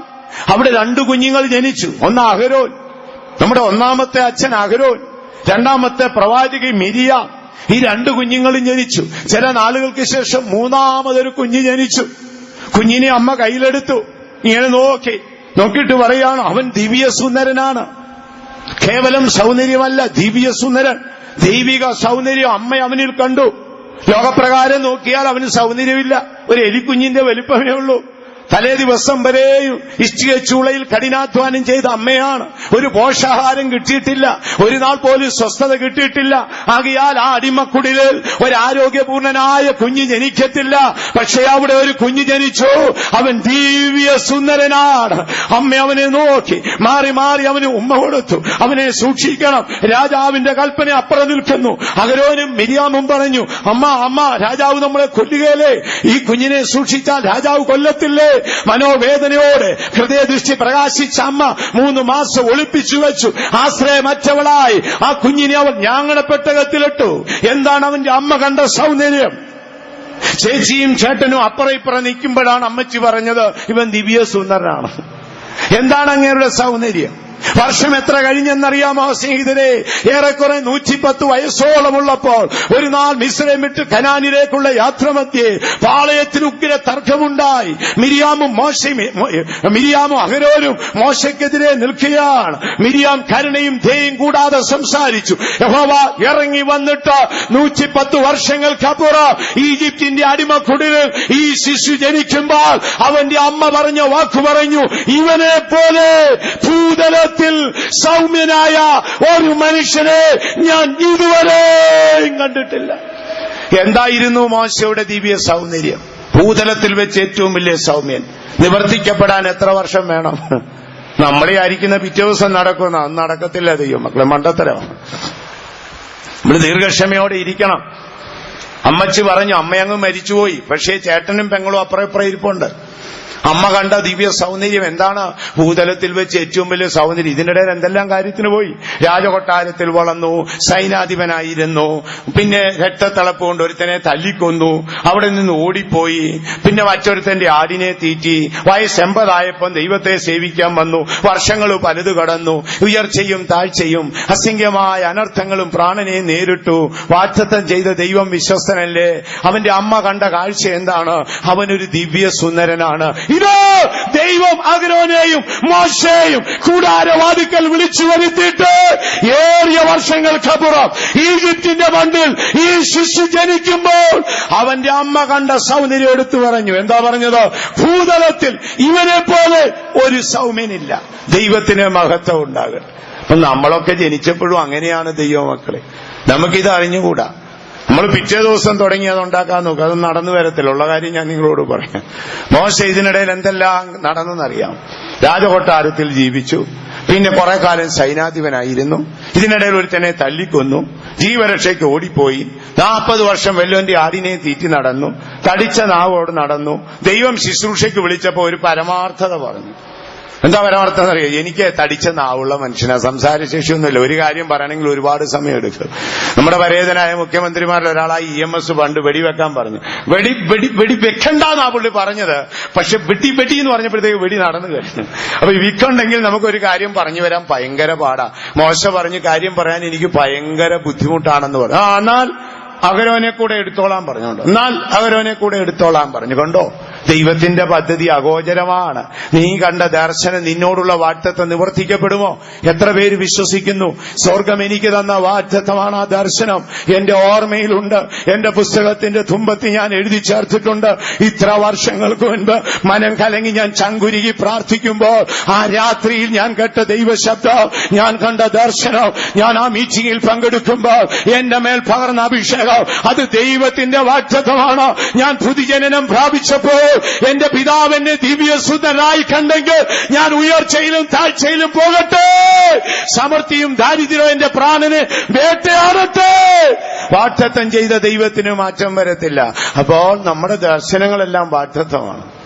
അടുത്തത്, നമ്മുടെ മേലുള്ള അഭിഷേകം ദൈവത്തിന്റെ വാഗ്ദത്തമാണ്. ഇനി അടുത്ത് നമുക്ക് തരുന്ന ദൂതുകളൊക്കെ വാഗ്ദത്തമാണ്. നന്നായിട്ടൊന്ന് അറിഞ്ഞുകൊള്ളണം. നമ്മൾ ചിലപ്പോൾ പോയിരിക്കുമ്പോൾ നല്ല ദൂതുകളൊക്കെ നമുക്ക് കേൾക്കും, നല്ല ദൂതുകൾ കേൾക്കും. മനോവേദനയോടൊക്കെ പ്രാർത്ഥനയ്ക്ക് പോയിരിക്കുമ്പോൾ കണ്ടിട്ടില്ലേ, നല്ല നല്ല ദൂതുകൾ കേൾക്കും. നമ്മൾ അമ്പരന്ന് പോകും. എടാ, ഇതെങ്ങനെയാടാ അറിഞ്ഞതല്ലേ? ഇതെങ്ങനെയാണ് നമ്മുടെ മനോവേദന എങ്ങനെയാണ് അദ്ദേഹം അറിഞ്ഞത്? യാതൊരു അറിവുമില്ല. തലേ ദിവസം വരെ ചങ്കുരുകി മനോവേദനയോട് ആശ്രയം മറ്റ് ഹാഗാറിനെ പോലെ അലയുന്ന മനസ്സോടെ ദൈവസേനയിൽ പോയിരുന്നു. കൂടുതലൊന്നും പറഞ്ഞില്ല, ആരെയും ശ്രദ്ധിച്ചില്ല, ചുറ്റുമൊന്നും നോക്കിയില്ല. താങ്ങാൻ വയ്യാത്ത മനോവേദനയോടെ കരഞ്ഞുകൊണ്ടിരുന്നു. ഒരു 5 നിമിഷം കഴിഞ്ഞപ്പോൾ നടത്തിപ്പുകാരൻ എഴുന്നേറ്റിട്ട് ഒരു ദൂത് പറഞ്ഞു. ദൂത് മറ്റൊന്നുമല്ല, നമ്മുടെ മനസ്സിനെ അലട്ടി നമ്മുടെ പ്രാണനെ വേട്ടയാടുന്ന ആ കഷ്ടതയുടെ ദൂതാണ്. നമ്മുടെ പ്രാണൻ വിറച്ചുപോയി. അപ്പോൾ ഓർത്തുകൊള്ളണം, ഈ ദൂതുകളൊക്കെ ദൈവത്തിന്റെ വാഗ്ദത്തമാണ്. ഇനിയും വാഗ്ദത്തം കിട്ടുന്ന എങ്ങനെയാണെന്നറിയാമോ? നമുക്കിടയിൽ പണ്ടേ കാലം മുതൽ, എന്റെയൊക്കെ കുട്ടിക്കാലത്ത് നമ്മുടെ ഈ വാഗ്ദത്ത വചനം കിട്ടുന്നത് കുറിപ്പ് എഴുതിയിടുകയായിരുന്നല്ലേ? അങ്ങനല്ലേ? കണ്ടിട്ടില്ലേ നിങ്ങളാരും? ആണ്ട്രതി മീറ്റിങ്ങിന് സാധാരണ 1-ാം തീയതി രാവിലെ ഒരു വലിയ സ്റ്റീൽ പാത്രത്തിൽ ട്രെയിൽ ഒരു മുട്ടായും ഒരു കുറിപ്പും കിട്ടുമായിരുന്നു. ഇപ്പം വേല വർദ്ധിച്ചു, കുടുംബങ്ങൾ വർദ്ധിച്ചു, ആത്മാക്കൾ വർദ്ധിച്ചു, കൺവെൻഷൻ കൂടി, സെന്ററുകളൊക്കെ ഒത്തിരി ആയപ്പോൾ ഇപ്പം ദൈവമക്കളെ തിരക്കൊണ്ട് കുറിക്കാനും നേരമില്ല, കുറിപ്പ് ചുരുട്ടാനും നേരമില്ല. പിന്നെ നമ്മളിപ്പോ എന്ത് ചെയ്യുന്നറിയാം? മാർക്കറ്റിൽ നിന്ന് കാർഡ് മേടിക്കുക, അല്ലേ? കണ്ടിട്ടില്ലേ? മാസ്റ്റർമാരെ കാണാൻ ചെല്ലുമ്പോൾ അവരൊരു കാർഡ് കിട്ടും. ചിലപ്പോൾ ഒരുപോലെയുള്ള 5-6 കാർഡൊക്കെ നമുക്ക് കിട്ടും. ശ്രദ്ധിച്ചറിയാം, വലിയ അത്ഭുതമാണ്. ചില ദൈവമക്കൾ എന്ത് ചെയ്യുന്നറിയാമോ? ഈ കാർഡ് മേടിച്ചു വന്ന് 1-2 ആഴ്ചയിലൊക്കെ കൊണ്ടുവെക്കും. പിന്നെ അതെല്ലാം കൂടെ വേദപുസ്തകത്തിൽ 1961 തുടങ്ങിയുള്ള കാർഡ് വെച്ച് അവന്റെ ബൈബിള് വീർത്ത് ഓർമ്മ മാർബിളുകാരന്റെ പരസ്യത്തിന്റെ മസിൽ പോലെ നിൽക്കുന്നതാണ്. ശ്രദ്ധിച്ചിട്ടില്ലേ? വാഗ്ദത്തം, ഒരു ചാക്ക് വാഗ്ദത്തം ഉള്ളതാണ്. ഒരു ചാക്ക് വാഗ്ദത്തം ചാക്കി കെട്ടിക്കൊണ്ട് പലരും നിവർത്തിക്കുന്നില്ല. ശ്രദ്ധിച്ചിട്ടുണ്ടോ? പണ്ടേ കാലത്തെ അപ്പച്ചന്മാർ അടുത്ത ഞായറാഴ്ച പറയും നിങ്ങൾക്ക് കിട്ടിയ വാഗ്ദത്ത വചനം ഒന്ന് വായിക്കാൻ പറയും. അപ്പോൾ വായിച്ച് സാക്ഷ്യം പറയും. ഇപ്പോൾ എല്ലാവർക്കും തിരക്കാണല്ലോ, 12 ആവുമ്പോഴേ നമുക്ക് വീട്ടിൽ പോകണ്ടേ. ഇതൊരു വലിയ വിഷയമാണ്, എണ്ണപ്പെട്ട ദിനമേ ഉള്ളൂ. അതുകൊണ്ട് നമുക്ക് ഒത്തിരി കാര്യങ്ങളുള്ളതുകൊണ്ട് നമ്മൾ ശ്രദ്ധിക്കാറില്ല. പണ്ടേ കാലത്ത് ഇങ്ങനെയൊക്കെയാണ്. അങ്ങനെ വാഗ്ദത്ത വചനം കിട്ടിയിട്ടുള്ളവരല്ലേ ഇവിടെ ഇരിക്കുന്നവർ.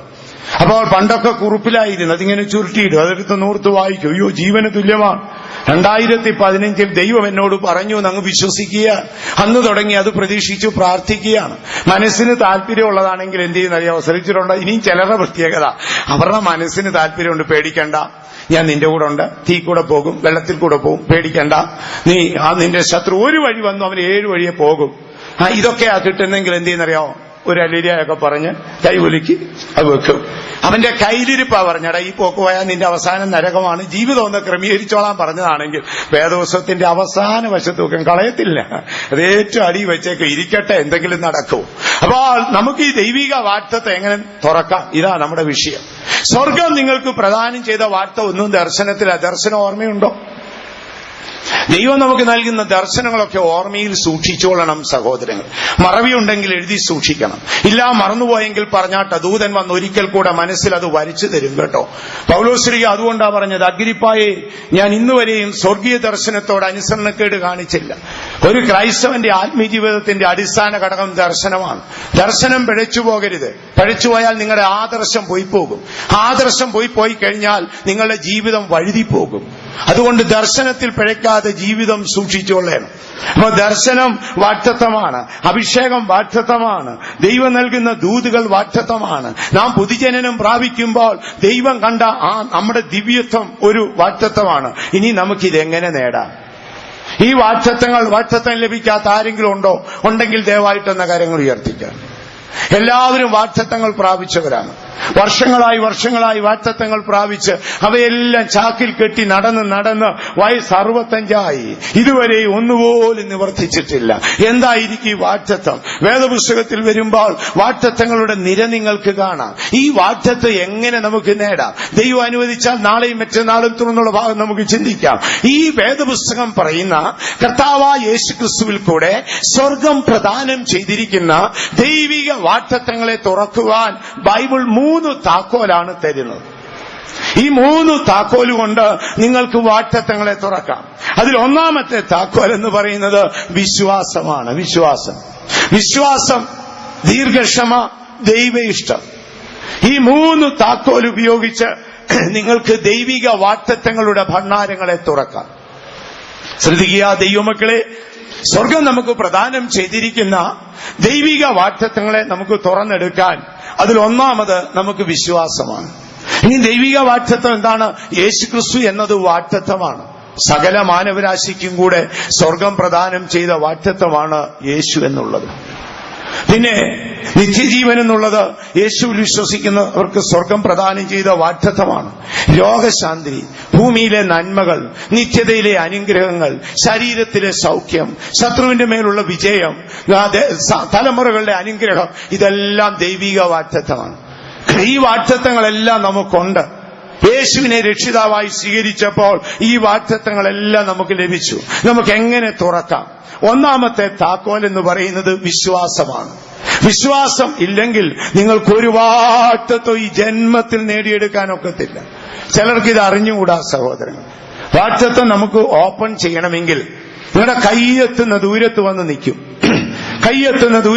നിൽക്കും. പക്ഷേ തുറക്കണമെങ്കിൽ ഉറപ്പുള്ള വിശ്വാസം വേണം. അതുകൊണ്ടാണ് ബൈബിളിൽ എഴുതിയിരിക്കുന്നത്, എബ്രായ ലേഖനം 11 അധ്യായത്തിൽ വരുമ്പോൾ ഈ 11 അധ്യായം മുഴുവൻ വിശ്വാസ വീരന്മാരുടെ പട്ടികയാണ്. അവർ അത് ചെയ്തു, അതുകൊണ്ട് വിശ്വസിച്ചെന്നല്ല, അവർ തീയുടെ ബലം കെടുത്തി. എങ്ങനെ? വിശ്വാസത്താൽ. അവർ സിംഹത്തിന്റെ വായടച്ചു. എങ്ങനെ? വിശ്വാസത്താൽ. അവിടെ അനേക വാഗ്ദത്തങ്ങളുടെ നിവർത്തി പറയുമ്പോൾ അതിന്റെ എല്ലാം അടിസ്ഥാന ഘടകം വിശ്വാസമാണ്. അപ്പോൾ ഈ വിശ്വാസം എന്ന വിഷയം പഠിക്കുമ്പോൾ ഇതിനെ നമുക്ക് 2 നിലയിൽ വീക്ഷിക്കാം. ഒന്ന്, വിശ്വാസം എന്നത് ഒരു നീതിമാന്റെ അടിസ്ഥാന ഘടകമാണ്. ഒരു നീതിമാന്റെ അടിസ്ഥാനമാണ് വിശ്വാസം. ഇബ്രായ ലേഖനത്തിലെ വാക്കൊന്ന് വായിക്കാമോ? എന്റെ നീതിമാൻ വിശ്വാസത്താൽ ജീവിക്കും എന്ന് വായിക്കാമോ? എന്നാൽ എന്റെ നീതിമാൻ വിശ്വാസത്താൽ ജീവിക്കും. പിന്മാറുന്നുവെങ്കിൽ എന്റെ ഉള്ളത്തിന് അവനിൽ പ്രസാദം. ഒരു നീതിമാന്റെ അവന്റെ നീതിയുള്ള ജീവിതത്തിന്റെ അടിസ്ഥാനം എന്ന് പറയുന്നത് വിശ്വാസമാണ്. മറ്റൊരു ഭാഗത്ത് ശലോമോൻ ചോദിച്ചു, അടിസ്ഥാനം മറിഞ്ഞുപോയാൽ നീതിമാൻ എന്തു ചെയ്യും? ഉറപ്പുള്ള വിശ്വാസമാണ് ഒരു നീതിമാന്റെ അടിസ്ഥാനം. രണ്ടാമത്, ഈ വിശ്വാസം എന്നത് യുദ്ധകളത്തിൽ നിൽക്കുന്ന ഒരു പടയാളിയുടെ പരിചയമാണ്. അപ്പോസ്തലനായ പൗലോസ്ലീഹ എഫേസ്യർക്ക് ലേഖനം എഴുതുമ്പോൾ അദ്ദേഹം അവിടെ എടുത്തെഴുതിയിരിക്കുന്നു, വിശ്വാസം എന്ന പരിചയം ഉണ്ടാകണം. ഒന്ന് വായിക്കാമോ? 6-ാം അധ്യായം. എല്ലാറ്റിനും മീതെ ദുഷ്ടന്റെ തീയമ്പുകളും ഒക്കെയും കെടുക്കുവാൻ തക്കതാണ്. എല്ലാറ്റിനും മീതെ ദുഷ്ടന്റെ തീയമ്പുകളെയൊക്കെയും കെടുത്തുവാൻ വിശ്വാസം എന്ന പരിച എടുത്തും കൊണ്ട്. വിശ്വാസം എന്ന പരിച വേണം. അപ്പോൾ വിശ്വാസത്തിന്റെ 2 ഭാഗം നാം ചിന്തിച്ചു. ഒരു നീതിമാന്റെ അടിസ്ഥാനം വിശ്വാസത്തിലാണ്. ദൈവമക്കൾ, ഇന്ന് ലോകം തന്നെ നിലനിൽക്കുന്നത് വിശ്വാസത്തിലല്ലേ? ഇത് രാത്രി നിങ്ങളൊക്കെ ഈ പന്തലിന്റെ കീഴിയിരിക്കുന്ന വിശ്വാസത്തിലാണ്. ഈ പന്തല് വീഴത്തില്ലെന്ന് നിങ്ങൾക്ക് ഉറപ്പുള്ള വിശ്വാസമുണ്ട്. ഉറപ്പുള്ള വിശ്വാസം ഇല്ലെങ്കിൽ നിങ്ങൾ ഇരിക്കുമോ? ദൈവത്തിന് മഹത്വം ഉണ്ടാകട്ടെ. ഉറപ്പുള്ള വിശ്വാസമില്ലെങ്കിൽ നമ്മളാരും ഇവിടെ ഇരിക്കത്തില്ല. ഇതെല്ലാം നല്ല ഇരുമ്പ് കമ്പികളാണ്. ഞാൻ ചോദിക്കട്ടെ, ഇതെല്ലാം നമ്മുടെ അയ്യത്തെ പൂവമ്പാഴയുടെ പിണ്ടിയായിട്ട് ഇവിടെ നിർത്തിയിരിക്കുന്നെങ്കിൽ നിങ്ങൾ ആരെങ്കിലും ഇവിടെ ഇരിക്കുമോ? കൺവെൻഷനും രോഗശാന്തിയൊക്കെ ഇരിക്കട്ടെ, ഞങ്ങൾ പുറത്തിരുന്നോളാന്ന് പറയും. കാര്യം നമുക്ക് നമ്മുടെ സൃഷ്ടിയിൽ അതിന്റെ ബലത്തിൽ നമുക്കൊരു വിശ്വാസമാണ്. ഇന്ന് ലോകത്തിൽ നിലനിൽക്കുന്ന എല്ലാം ഒരു വിശ്വാസത്തിലാണ്. പ്രപഞ്ചം നിലനിൽക്കുന്നത് വിശ്വാസത്തിലാണ്. അതുകൊണ്ടാണ് ബൈബിൾ എഴുതിയിരിക്കുന്നത്, വിശ്വാസമില്ലാത്തവന് സ്ഥിരവാസമില്ല. അപ്പോൾ ഒരാൾ അത് ട്രാൻസ്ലേഷൻ ചെയ്ത് അങ്ങനെയാണോ, വിശ്വാസമില്ലാത്തവന് സ്ഥിരവാസം ഇല്ലാത്തതുകൊണ്ടാണ് ഈ സുവിശേഷ വിലക്കാർ ഇടയ്ക്കിടയ്ക്ക് ട്രാൻസ്ഫർ ആയി പോകുന്നത്. എന്ത് ചെയ്യാമെന്ന് പറയും. പ്രിയമുള്ളവരെ, അങ്ങനെയല്ല പറയുന്നത്. വിശ്വാസമില്ലാത്തവന് ഒരു സ്ഥിരമായൊരു ജീവിതവും സ്ഥിരമായൊരു അവസ്ഥയും ഇല്ല. അപ്പോൾ അവന്റെ അടിസ്ഥാനം വിശ്വാസമാണ്. വിശ്വാസം വേണം. വിശ്വാസം കൂടാതെ ഒരു കാര്യവും നേടാനൊക്കത്തില്ല. വിശ്വാസം എന്നതൊരു പരിചയമാണ്. വിശ്വാസം എന്നതൊരു അടിസ്ഥാന ഘടകമാണ്. എന്നാൽ ഇന്ന് ലോകത്തിൽ സംഭവിക്കുന്ന ഏറ്റവും ഭയങ്കരമായ പരാജയം വിശ്വാസത്തിന്റെ തകർച്ചയാണ്. സത്യമാണ് ദൈവമക്കളെ. സമ്പൽ സമൃദ്ധിയും ശാസ്ത്രീയ പുരോഗതിയുടെ വളർച്ചയും അതിലുപരിയായ അധർമ്മത്തിന്റെ അണുപൊട്ടിയുള്ള ഒഴുക്കും വന്നിട്ട് സത്യം തുറന്നു പറയേണ്ടിയിരിക്കുന്നു. ദൈവമക്കളെ, വിശ്വാസത്തിന് ഭയങ്കര തകർച്ച സംഭവിച്ചിരിക്കുകയാണ്. നമ്മുടെ വാഴ്ത്തപ്പെട്ട കർത്താവായ യേശു ഭൂമിയിൽ ഇരിക്കുമ്പോൾ യേശു ഒരു വാക്ക് ചോദിച്ചു, മനുഷ്യപുത്രൻ വരുന്ന ആളിൽ ഭൂമിയിൽ വിശ്വാസം കണ്ടെത്തുമോ? വിശ്വാസികളെ കാണുമോ എന്നല്ല, ക്രൈസ്തവരെ കാണുമോ എന്നല്ല, മനുഷ്യപുത്രൻ വരുന്ന ആള് ഭൂമിയിൽ വിശ്വാസം കണ്ടെത്തുമോ? വിശ്വാസത്തിന് ഭയങ്കര തകർച്ച സംഭവിക്കുകയാണ് ദൈവമക്കൾ. ഒരു കാലത്ത് നമ്മുടെ ഇടയിലുള്ള പിതാക്കന്മാരെല്ലാം വിശ്വാസ വീരന്മാരായി. നമ്മുടെ പ്രസ്ഥാനം സ്ഥാപിക്കപ്പെടുന്ന ആരംഭകാലങ്ങളിൽ മധ്യ തിരുവിതാംകൂറിലുള്ള നാമധേയ ക്രൈസ്തവർ പറഞ്ഞിരുന്നു, ബ്രദറുകാരുടെ ബൈബിൾ പാണ്ഡിത്യവും സിലോൺ ബന്ധിക്കോസുകാരുടെ വിശ്വാസവും ഭയങ്കരമാണ്. അക്കാലത്ത് നമ്മുടെ പിതാക്കന്മാരൊക്കെ വിശ്വാസത്താൽ ചെയ്തത് കേട്ടാൽ നമുക്കാർക്ക് ഉൾക്കൊള്ളാൻ പോലും കഴിയത്തില്ല. ഈ കൊല്ലേടവ് സ്വദേശിയായിരുന്നു ബഹുമാനപ്പെട്ട പരേതനായ പാസ്റ്റർ എ.സി. തോമസ്. എത്രയോ ശ്രേഷ്ഠനായ ഒരു അപ്പോസ്തലൻ. താൻ അമേരിക്കയിൽ ഒരു ദിവ്യമായ ദർശനം പ്രാപിച്ച് യാത്രയായി. അമേരിക്കയിൽ പോയി താനൊരു മീറ്റിംഗ് ക്രമീകരിച്ചു. വലിയൊരു ഹോട്ടൽ റൂം എടുത്ത് അവിടെ കൺവെൻഷൻ ക്രമീകരിച്ചു. ഞാനും നിങ്ങളുമാണെ അധൈര്യപ്പെട്ടു പോകും. കൺവെൻഷന്റെ സമയമായി. ഒരൊറ്റ കുഞ്ഞുങ്ങൾ പോലും കൺവെൻഷന് വന്നില്ല. കസാറകളെല്ലാം കാലി കിടക്കുകയാണ്. Pastor AC. തോമസിനോട് ദൈവം പറഞ്ഞു, ഇതെല്ലാം ഇരിക്കുന്നത് ആത്മാക്കളാണ്. ഞാൻ ചോദിക്കട്ടെ, നമ്മൾ എത്ര പേര് അങ്ങനെ വിശ്വസിക്കും? എത്ര പേര് വിശ്വസിക്കും? ബഹുമാനപ്പെട്ട വാസു എഴുന്നേറ്റ് സ്തോത്രം ചെയ്യാമെന്ന് പറഞ്ഞു, അദ്ദേഹം തന്നെ സ്തോത്രം ചെയ്യും. ബഹുമാനപ്പെട്ട വാസു പ്രാർത്ഥിക്കാമെന്ന് പറഞ്ഞു, അദ്ദേഹം തന്നെ പ്രാർത്ഥിച്ചു. ബഹുമാനപ്പെട്ട വാസു സാക്ഷ്യം പറയാമെന്ന് പറഞ്ഞു, അദ്ദേഹം തന്നെ സാക്ഷ്യം പറഞ്ഞു. ആ ഒരു പകലുള്ള മീറ്റിങ്ങിന് അവിടെ തീറ്റാൻ വിട്ട 3-4 പശുക്കളാക്കൾ വന്ന് ജനൽ വഴി പാസ്റ്റർ എ.സി. തോമസിനെ എത്തി നോക്കി, എന്താണ് ഇവിടെ പരിപാടി? ഇംഗ്ലീഷുകാർ ദൈവരാജ്യം ഭൂമിയിൽ പ്രസംഗിക്കാൻ നടക്കുന്നിടത്ത് ഒരു ഏഷ്യക്കാരൻ അവിടെ ചെന്നാൽ അവരെ കണ്ട് അംഗീകരിക്കുമോ? പാസേസി തോമസ് വഴിമാറിക്കൊടുത്തില്ല. അദ്ദേഹം വിശ്വാസത്തിന്റെ വീരനായിരുന്നു. അദ്ദേഹത്തോട് ദൈവം പറഞ്ഞു, തോമസ്, ഈ ഇരിക്കുന്നവരെല്ലാം ആത്മാക്കളാണ്. അദ്ദേഹം എന്ത് ചെയ്തു? കൺവെൻഷന്റെ എല്ലാ ദിനവും പ്രസംഗിച്ചു, എല്ലാ ദിനവും സാക്ഷ്യം പറഞ്ഞു, എല്ലാ ദിനവും താൻ പാട്ടുപാടി, കണ്ടവരെല്ലാം ആത്മാവായി കണ്ടു പ്രസംഗിച്ചു. വർഷങ്ങൾ പലത് കടന്നുപോയി. അന്ന് അദ്ദേഹം വാഷിംഗ്ടണിൽ വാടകയ്ക്കെടുത്ത് ആ ഹോട്ടലിൽ മീറ്റിംഗ് നടത്തിയെങ്കിൽ ഇന്ന് ആ ഹോട്ടലിന്റെ സമീപത്താണ് വാഷിംഗ്ടൺ സെന്റർ ഫെയ്ത്ത് ഹോം. ആയിരങ്ങൾ പങ്കെടുക്കുന്ന ആ അമേരിക്കയുടെ ആരാധന ഹോൾ തുറന്നതിന്റെ പിന്നിൽ വിശ്വാസവീരനായ പാസേസി തോമസിന്റെ ഉറപ്പുള്ള വിശ്വാസം ഉണ്ടായിരുന്നു. കാച്ചിനെ നോക്കുന്നവൻ വിതയ്ക്കത്തില്ല, വിശ്വാസത്തോടെ ചെയ്തു. കാലങ്ങൾ പലതു കടന്നുപോയി, പിൻഗാമികൾ അവിടെ പോയി. ആ രാജ്യത്ത് സുവിശേഷത്തിന്റെ വാതിൽ നമ്മുടെ വേലയ്ക്ക് തുറന്നു. ഇന്ന് ആയിരങ്ങൾ പങ്കെടുക്കുന്ന വാഷിംഗ്ടൺ സെന്റർ ഫെയ്ത്ത് ഹോം അന്ന് അദ്ദേഹം മീറ്റിംഗ് നടത്തുവാൻ വാടകയ്ക്കെടുത്ത ഹോട്ടലിന് സമീപമാണ്. എന്റെ നീതിമാൻ അവൻ വിശ്വാസത്താൽ ജീവിക്കും. വിശ്വസിക്കുന്നവർ കരങ്ങൾ ഉയർത്തി ശക്തിയായിട്ട് ഒരു ഹല്ലേലൂയ പറഞ്ഞാട്ടെ. കാലങ്ങൾ പലത് കടന്നുപോയി. നമ്മുടെ സാമ്പത്തിക സുരക്ഷിതവും ഒരു പരിധിവരെ നമ്മുടെ വിശ്വാസത്തിന് ക്ഷതം വരുത്തി. മുൻഗാമികളായ വിശുദ്ധന്മാർ പറയുമായിരുന്നു, നിങ്ങൾ ദരിദ്രരായിരിക്കുന്നിടത്തോളം കാലമേ നിങ്ങൾക്ക് വിശ്വാസ ജീവിതം ചെയ്യാനൊക്കത്തുള്ളൂ. ദാരിദ്ര്യം എപ്പോൾ നമ്മളോട് വിട പറയുന്നോ അപ്പോൾ നമ്മുടെ വിശ്വാസ ജീവിതം അവസാനിച്ചു. നമുക്ക് ദൈവത്തിങ്കിലേക്ക് മടങ്ങിപ്പോകാം. സ്വർഗം പ്രദാനം ചെയ്ത വാഗ്ദത്തങ്ങളെ നമുക്ക് നേടാം. നമ്മുടെ പിതാക്കന്മാരെല്ലാം വിശ്വാസ വീരന്മാരായിരുന്നു. ചില കാര്യങ്ങളൊക്കെ കേട്ടാൽ നമുക്കൊരിക്കലും വിശ്വസിക്കാനൊക്കത്തില്ല. എങ്ങനെ ഇതൊക്കെ നടന്നു? അടയാർ സെന്റർ ഫെയ്ത്ത് ഹോം നിങ്ങൾ കേട്ടിട്ടുണ്ടോ? ഇന്നും അത് മദ്രാസിലുള്ള ഒരു ബ്രാഹ്മണ കുടുംബത്തിന്റേതാണ് ആ സ്ഥലം. ആ സ്ഥലം പാസ്റ്റർ തോമസിനും പാസ്റ്റർ എം ഡാനിയലിനും പാസ്റ്റർ സി ജോണിനും ആ പട്ടിന് ബ്രാഹ്മണൻ ഫ്രീ കൊടുത്തതാണ്. മദ്രാസിൽ അടയാറിൽ മുഴുവൻ, ചെങ്കൽപ്പേട്ടയിലാണ് നമ്മുടെ വേലയുടെ ആരംഭം മദ്രാസിൽ. അതിനുശേഷം പാസ്റ്റർ സി തോമസും എം ഡാനിയലും സി ജോൺ അയ്യയും കൂടെ ചേർന്ന ആ ദേശമെല്ലാം നടന്നു. ഒരു സ്ഥലം കിട്ടിയില്ല. അങ്ങനെ ഇരിക്കുമ്പോൾ ആരോ ഒരു പേപ്പർ കഷ്ണം എ സി തോമസിന്റെ വെട്ടിക്കൊടുത്തു. ഒരു പട്ടണിട്ടിരിക്കുകയാണ്, ധർമ്മപ്രവർത്തനത്തിനായി അടയാറിൽ ഇന്ന സ്ഥലത്ത് ഇത്ര സെന്റ് സ്ഥലം ഞാൻ തരാം. ആ പേപ്പർ കഷ്ണം വെട്ടിയെടുത്തുകൊണ്ട് ആ പാസ്റ്റർ സി തോമസും പാസ്റ്റർ സി ജോണും കൂടെ ഈ ബ്രാഹ്മണനെ കാണാൻ ചെന്നു. അദ്ദേഹം പൂജയെല്ലാം കഴിഞ്ഞ് ഇറങ്ങി വന്നു. നമ്മുടെ വസ്ത്രധാരണയൊക്കെ കണ്ടപ്പോൾ സന്തോഷം തോന്നി. മാത്രമല്ല നല്ല സ്റ്റാൻഡേർഡ് ഇംഗ്ലീഷല്ലേ അവരുടേത്. പട്ടപടാന്ന് ഇംഗ്ലീഷ് പറയുന്ന കേട്ടും പൊട്ടണം പറഞ്ഞു. ഇവര് സാധാരണ മനുഷ്യരല്ലെന്ന് പിടികിട്ടി. കയറിയിരുന്നാട്ടെ എന്ന് പറഞ്ഞു. കാര്യങ്ങളെല്ലാം പറഞ്ഞപ്പോൾ ഈ ഇതെടുത്ത് കാണിച്ചു. അതെ, ഞാൻ പേപ്പറിലിട്ടതാണ്. എനിക്ക് ധർമ്മപ്രവർത്തനം ചെയ്യാൻ താല്പര്യമുണ്ട്. ഞാൻ ലാൻഡ് തന്ന് നിങ്ങളെ സഹായിക്കാം. നിങ്ങളുടെ ജീവിതവും രീതിയൊക്കെ കൊള്ളാം. ഞാനിതൊക്കെ നിങ്ങൾക്ക് തന്നാൽ ഇതൊക്കെ തുറന്ന് ഓടിച്ചോണ്ട് പോകാൻ നിങ്ങളുടെ എത്ര രൂപയുടെ ഫണ്ടുണ്ടെന്ന് ചോദിച്ചു. എന്ത് ചെയ്യാൻ, കടുങ്കാപ്പിക്ക് കാശില്ല. എത്ര രൂപയുടെ ഫണ്ടുണ്ടെന്ന് പറഞ്ഞു. പാസ്റ്റർ സി തോമസ് പറഞ്ഞു, ഞങ്ങൾ വിശ്വാസത്താലാ ജീവിക്കുന്നു. പട്ടു ചാടി എഴുന്നേറ്റ് പറഞ്ഞു, വിശ്വാസത്താൽ ജീവിച്ചാൽ എങ്ങനെയാ ഇത് തുടങ്ങുന്നത്? ഞങ്ങൾ വിശ്വാസത്താൽ ജീവിക്കുന്നു. അദ്ദേഹം മാന്യനാണ്. സാറേ പൊയ്ക്കാട്ടെ. അങ്ങനെ വിശ്വാസത്താൽ ജീവിക്കുന്ന ഒരു സമൂഹത്തിന് കൊടുക്കാൻ തയ്യാറല്ല. പാസ്റ്റർ സി തോമസും പാസ്റ്റർ സി ജോണും വളരെ മനോവേദനയോടെ മടങ്ങിപ്പോയി. ചില ദിനങ്ങൾ കഴിഞ്ഞു.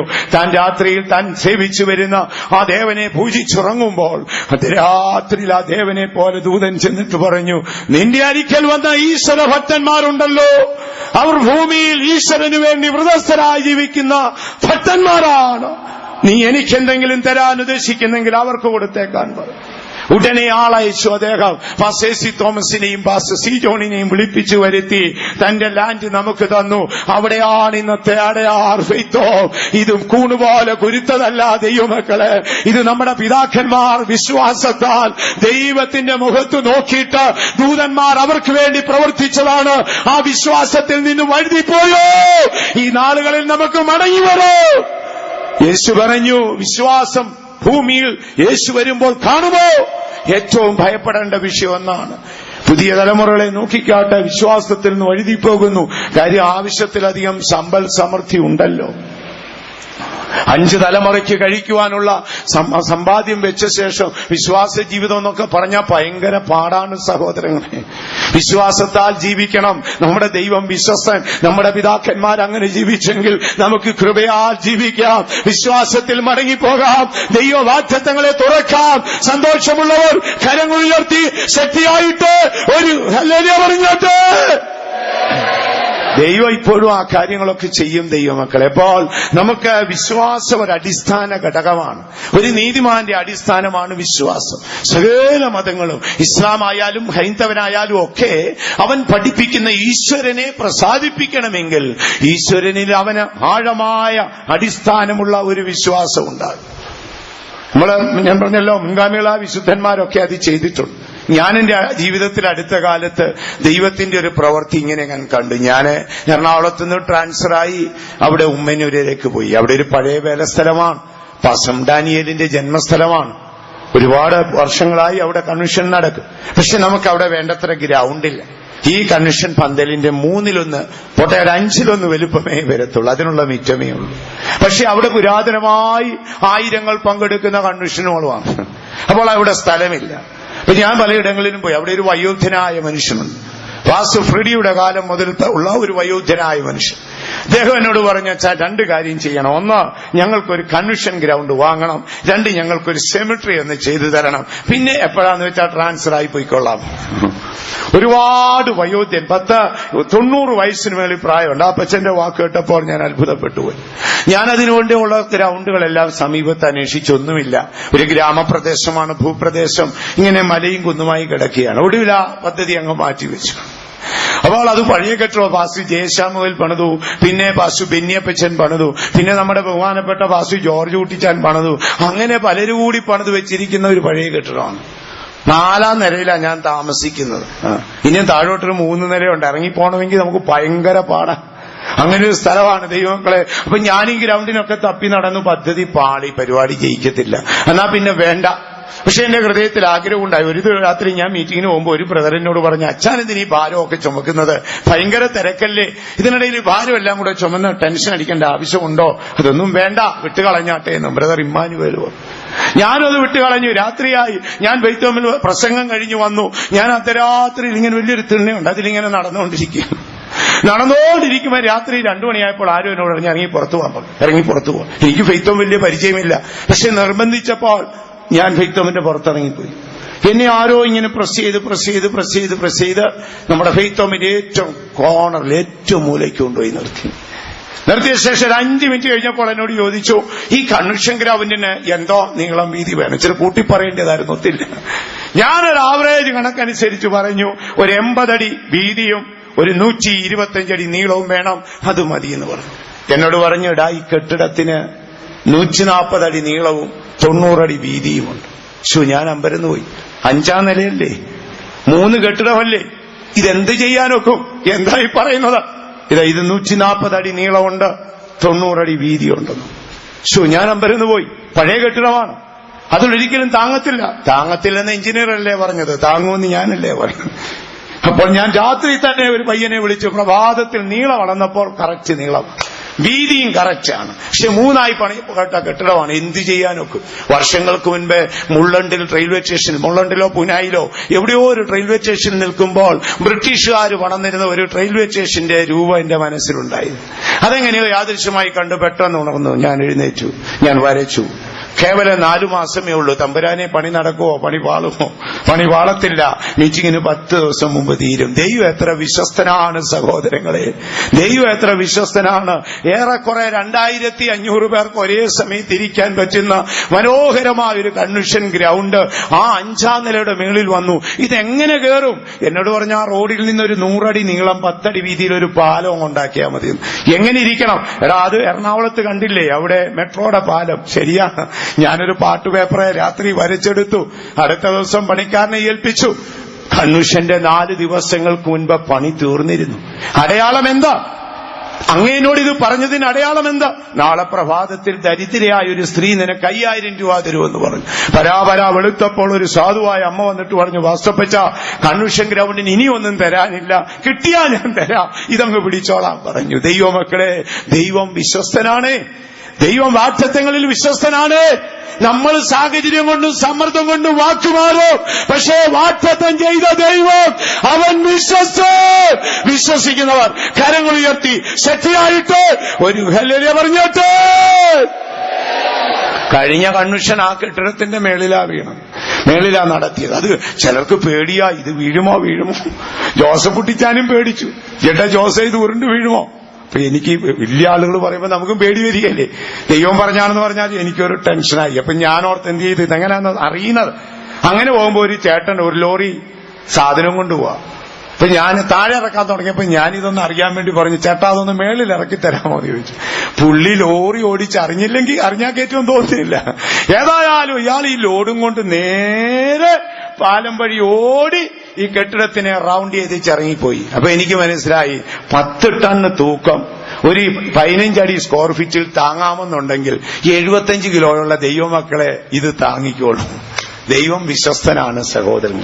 വാഗ്ദത്തങ്ങൾക്കൊന്നും മാറ്റം വരത്തില്ല. നമുക്ക് ദൈവത്തിങ്കൽ മടങ്ങിപ്പോകാം. ഭൗമ്യമായ സമ്പത്തും സമൃദ്ധിയും നമുക്കുണ്ട്. നല്ല നല്ല കെട്ടിടങ്ങളും നല്ല നല്ല വാഹനങ്ങളും നമുക്കുണ്ട്. സമൃദ്ധിയുള്ള ഭക്ഷണവും മാന്യതയുള്ള വസ്ത്രവും നമുക്കുണ്ട്.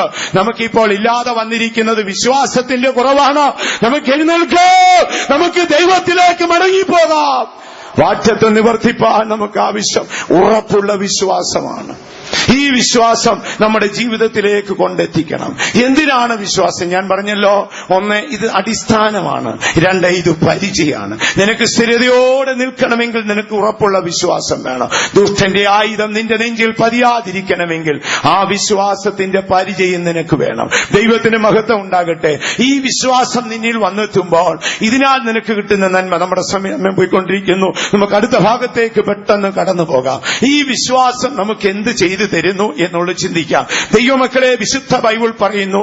അപ്പോ എഫെസ്യ ലേഖനം 2-ാം അധ്യായം 8-ാം വാക്യം ഇങ്ങനെയാണ്: വിശ്വാസം മൂലം കൃപയാലല്ലോ വിശ്വാസം മൂലം നിങ്ങൾ രക്ഷിക്കപ്പെട്ടിരിക്കുന്നു. പെട്ടെന്ന് വായിച്ച കൃപയാലല്ലോ വിശ്വാസം മൂലം നിങ്ങൾ രക്ഷിക്കപ്പെട്ടിരിക്കുന്നു. ദൈവകൃപയും വിശ്വാസവും കൂടെ ചേർന്നാണ് നിങ്ങൾ രക്ഷിക്കപ്പെട്ടത്. അങ്ങനെ നിങ്ങൾ രക്ഷിക്കപ്പെട്ട നിങ്ങൾ ഇന്ന് രക്ഷയിൽ നിൽക്കുകയാണ്. ഇനി യേശു വരുമ്പോൾ അന്ത്യകാലത്തെ രക്ഷ കിട്ടണമെങ്കിൽ എന്തു വേണം? അന്ത്യകാലത്ത് മശിഹ മടങ്ങി വരുന്നു. സിയോൻ പുത്രിയെ, നിന്റെ രക്ഷ വരുന്നെന്നല്ലേ പറയുന്നത്. നിങ്ങൾ ഒന്നാമത് രക്ഷിക്കപ്പെട്ടത് എങ്ങനെയാണ്? കൃപയാലും വിശ്വാസത്താലുമാണ്. അങ്ങനെയാണെങ്കിൽ അന്ത്യകാലത്ത് വെളിപ്പെടാനിരിക്കുന്ന ആത്മാവിന്റെ രക്ഷയായ നിങ്ങളുടെ ശരീര രൂപാന്തരത്തിന് ദൈവത്തിൽ ഉറപ്പുള്ള വിശ്വാസവും അതിലുപരി ദൈവകൃപയും വേണം. വരാനിരിക്കുന്ന രക്ഷയിലേക്ക് നിങ്ങളെ കൊണ്ടെത്തിക്കുന്നത് കൃപയാലും വിശ്വാസത്താലുമാണ്. അടുത്ത ഭാഗത്തേക്ക് നമുക്ക് പോകാം. അടുത്തത് റോമാലേഖനം 5-ാം അധ്യായം 1-ാം വാക്യത്തിലാണോ പൗലോസ് ഒരു വാക്ക് പറഞ്ഞു: വിശ്വാസത്താൽ നിങ്ങൾ നീതീകരിക്കപ്പെടുന്നു. ദൈവം തമ്പുരാന്റെ മുൻപിൽ നമ്മുടെ ആത്മാവ് സധൈര്യമായി പോയി നിൽക്കേണ്ടതിന് നമ്മുടെ ആത്മാവിന് കിട്ടുന്ന ആത്മധൈര്യമാണ് നീതീകരണം.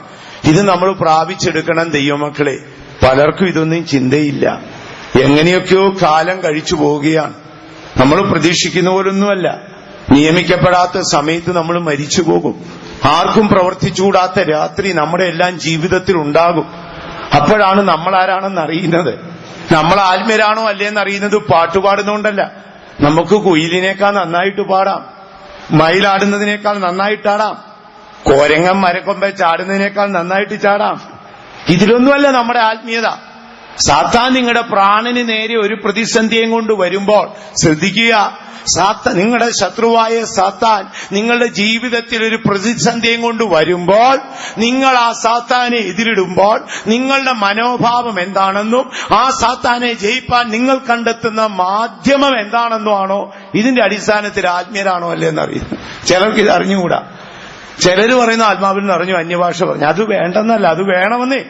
പക്ഷെ അതിനേക്കാൾ ഉപരി പ്രതിസന്ധി നേരിടുമ്പോൾ അതിനെ എതിരിടുവാൻ നിങ്ങളുടെ മനോഭാവം ദൈവം നോക്കും, നിങ്ങളുടെ പ്രതികരണം ലോകം നോക്കും.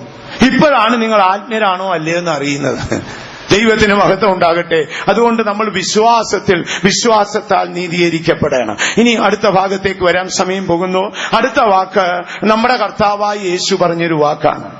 സഹോദരനായ ലാസർ മരിച്ചു, നാറ്റം വെച്ചു എന്ന് പറഞ്ഞ് കരഞ്ഞു കലങ്ങിയ കണ്ണുനീരോട് കല്ലറവാതിക്കൽ നിൽക്കുന്ന മാർത്തയും മറിയയും യഹൂദന്മാരെയും നോക്കിക്കൊണ്ട് നമ്മുടെ വാഴ്ത്തപ്പെട്ട മശിഹാ തമ്പുരാൻ 1900 വർഷങ്ങൾക്കപ്പുറം യേശു പറയാണ്, ഓ വിശ്വസിച്ചാൽ നീ ദൈവത്തിന്റെ മഹത്വം നിന്റെ കണ്ണുകൊണ്ട് കാണും.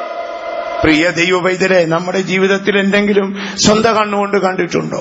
നമ്മൾ മറ്റുള്ളവരുടെ സാക്ഷ്യം കേൾക്കാറില്ലേ? മുമ്പേ ബ്രദർ സാം സാക്ഷ്യം പറഞ്ഞില്ലേ? ഞാൻ അദ്ദേഹത്തെ കണ്ടെത്തി. അദ്ദേഹം അപ്പോൾ മറ്റൊരു ചർച്ചിലായിരുന്നു. യാദൃശ്യമായി നമ്മുടെ കൂടെ വന്നതാണ്. അദ്ദേഹത്തിന്റെ ഒരു സഹോദരനുണ്ട് ടോം.